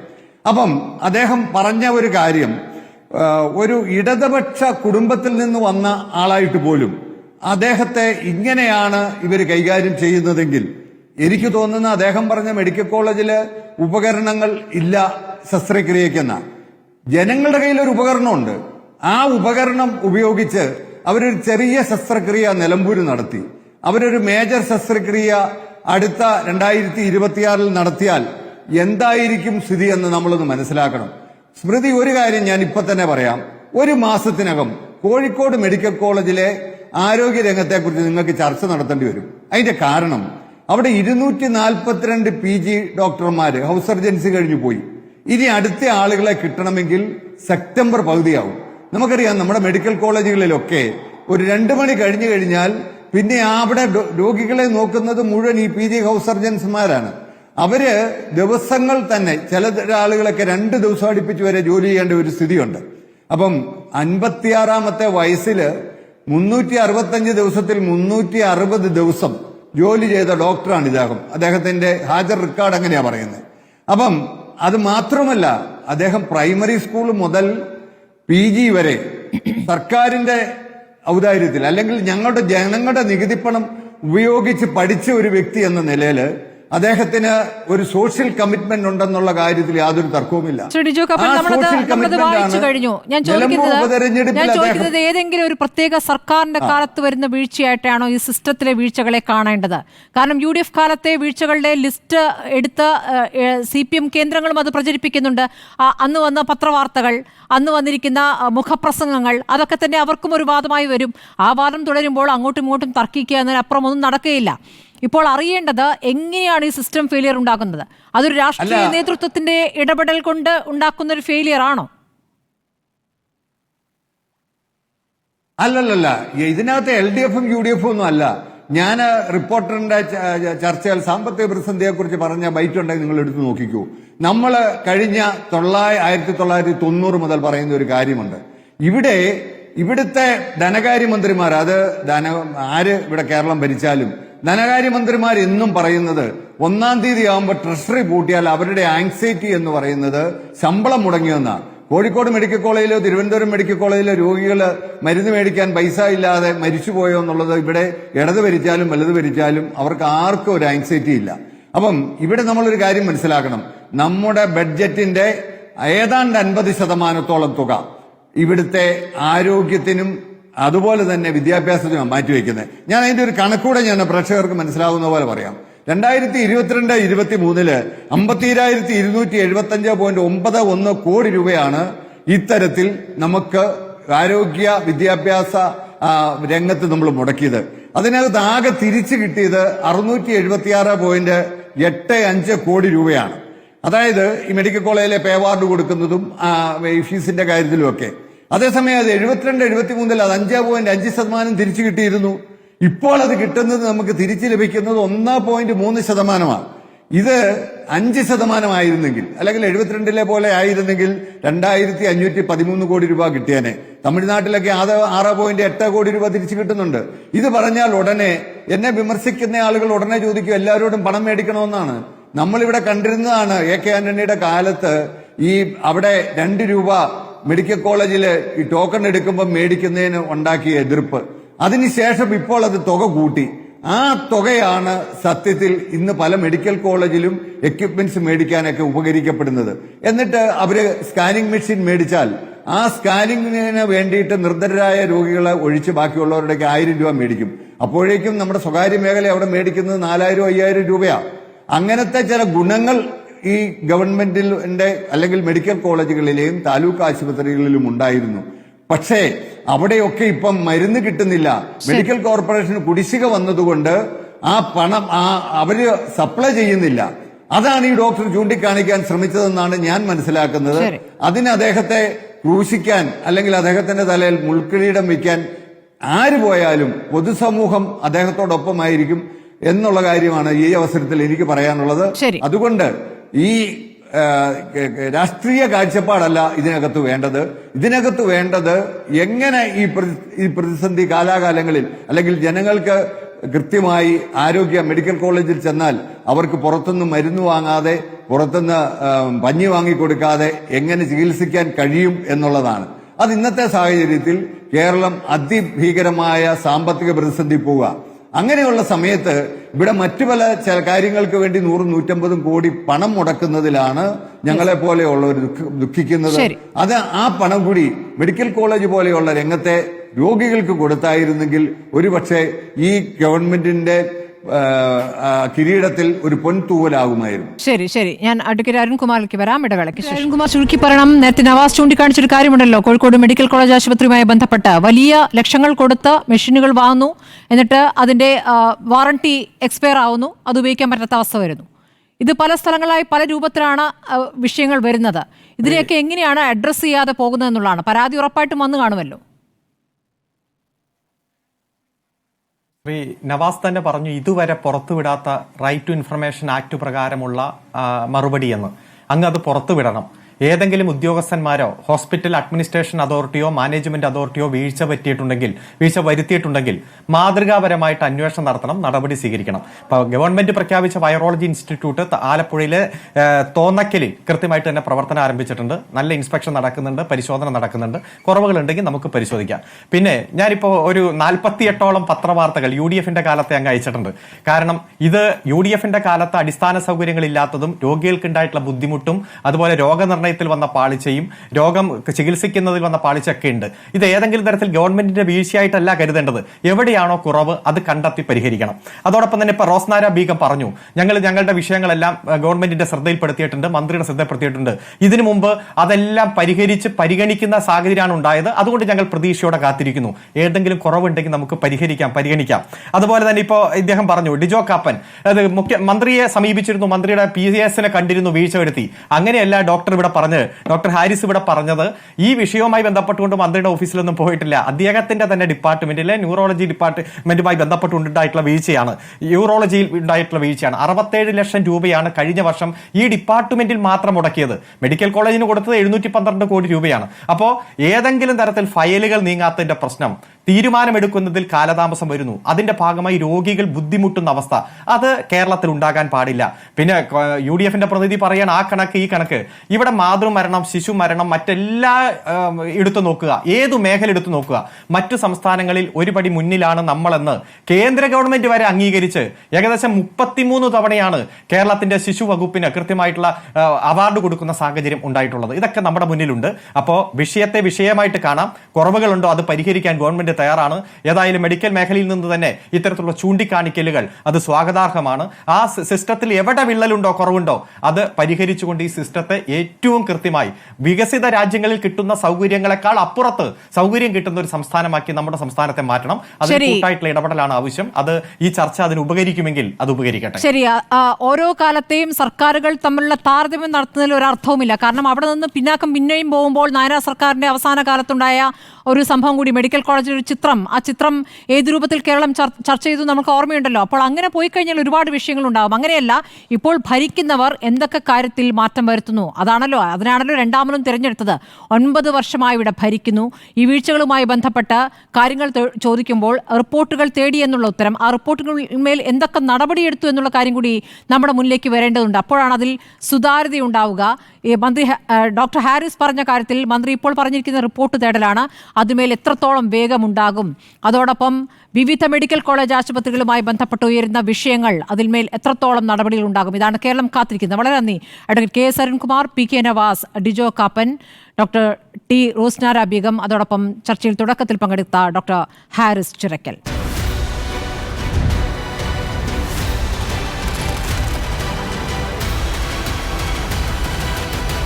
Debate with Smruthi Paruthikad.